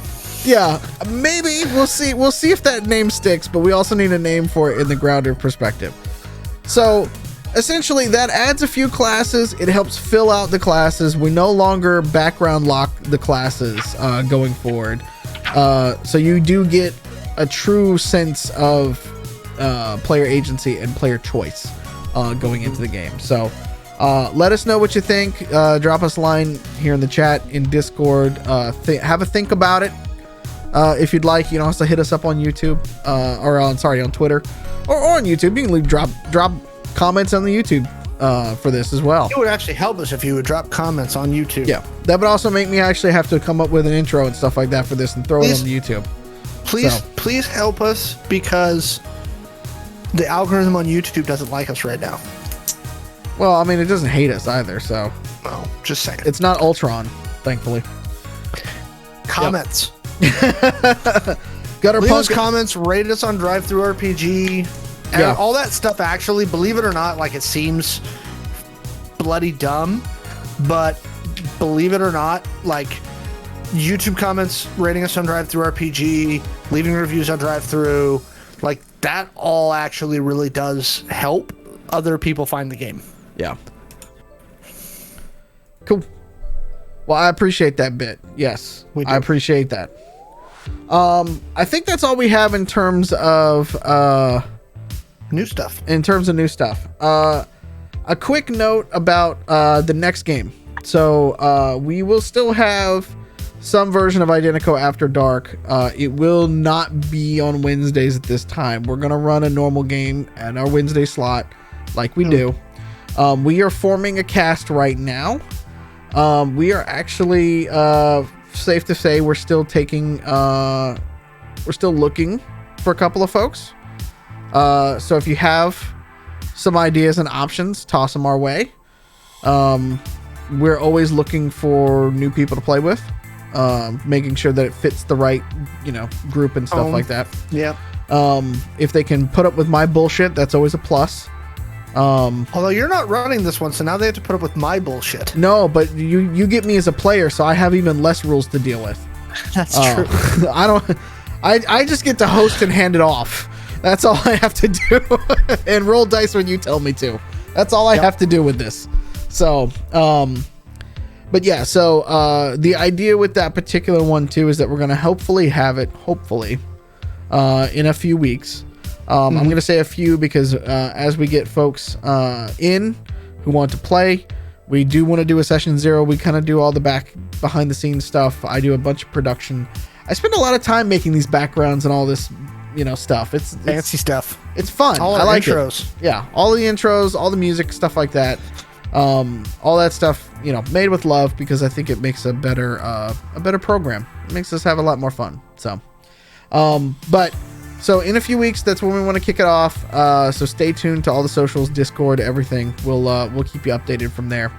But yeah, if you know of somebody who would like to play, we are always looking at a diverse cast. That's our biggest kind of thing here. Is there is a lot of the diversity helps with role play. And that's the best part, because you got a lot of different opinions. You got a lot of different play styles that come together. And my favorite thing is watching and playing that out in real time, because I think it makes for great entertainment. So let us know if you've got some folks that you'd like to see us play with, and you can reach out to them or make some connections for us. We'd love that. I think that's all we got for this week, right? We covered everything. So, yep, I think so. Let us know if you like these Identico After Dark podcast thingies, shows. Right? Us just talking with you. We were fiddling with concepts like this back in February, March timeframe when we were in the middle of ACS and stuff like that. Also, it was just, obviously, we're all coming out of COVID. I was getting ready to quit my job. It turned into a chaos. If you like these shows and you would like to see more of them, or would like to see us do other stuff, let us know. We will, we just want to know that people actually want, if you've got a topic, you're like, hey, we'd like to see you two riff for 90 minutes on the business of tabletop.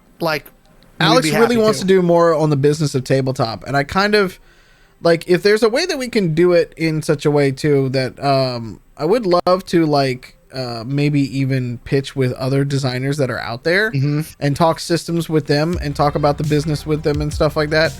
So if you have folks that are out there that are designing tabletop games that know other designers that would like to talk about specifically about the business, we got a lot of talk about people that can come in and pitch their stuff and, you know, maybe talk about game design theory. Love to do that as well. But specifically, we've been thinking about doing one about the business of tabletop because we've studied it for a long time. It's a passion project of ours. We also find that it's very important because we want tabletop role-playing in all of its forms, even in D&D. We want it to all to grow because we want a lot of people out there to have a lot of fun. So, not gonna lie, I should really try to bounce logistics off you guys more. Bring it on. You should. Yep. So, yeah. So I think it'd be one of those things like let's chat with that. Keep giving us ideas. Let us know some people that we can reach out and talk to as well. And until next time, be good to yourselves. Be good to each other. Drink your water. Take your vitamins. I did my due diligence wildly to say that. And don't be a dick. There's a lot of that going on out there. And honestly, it's not needed. Criticism is fine, but don't take it too far. Okay? Yeah. Seriously. Seeing a lot of that lately, especially in gaming over the past couple of days. Oh, yeah. Just simmer it out. We're all here to play games. We're back in one of those cycles again. Yeah. We're back here trying to have some fun.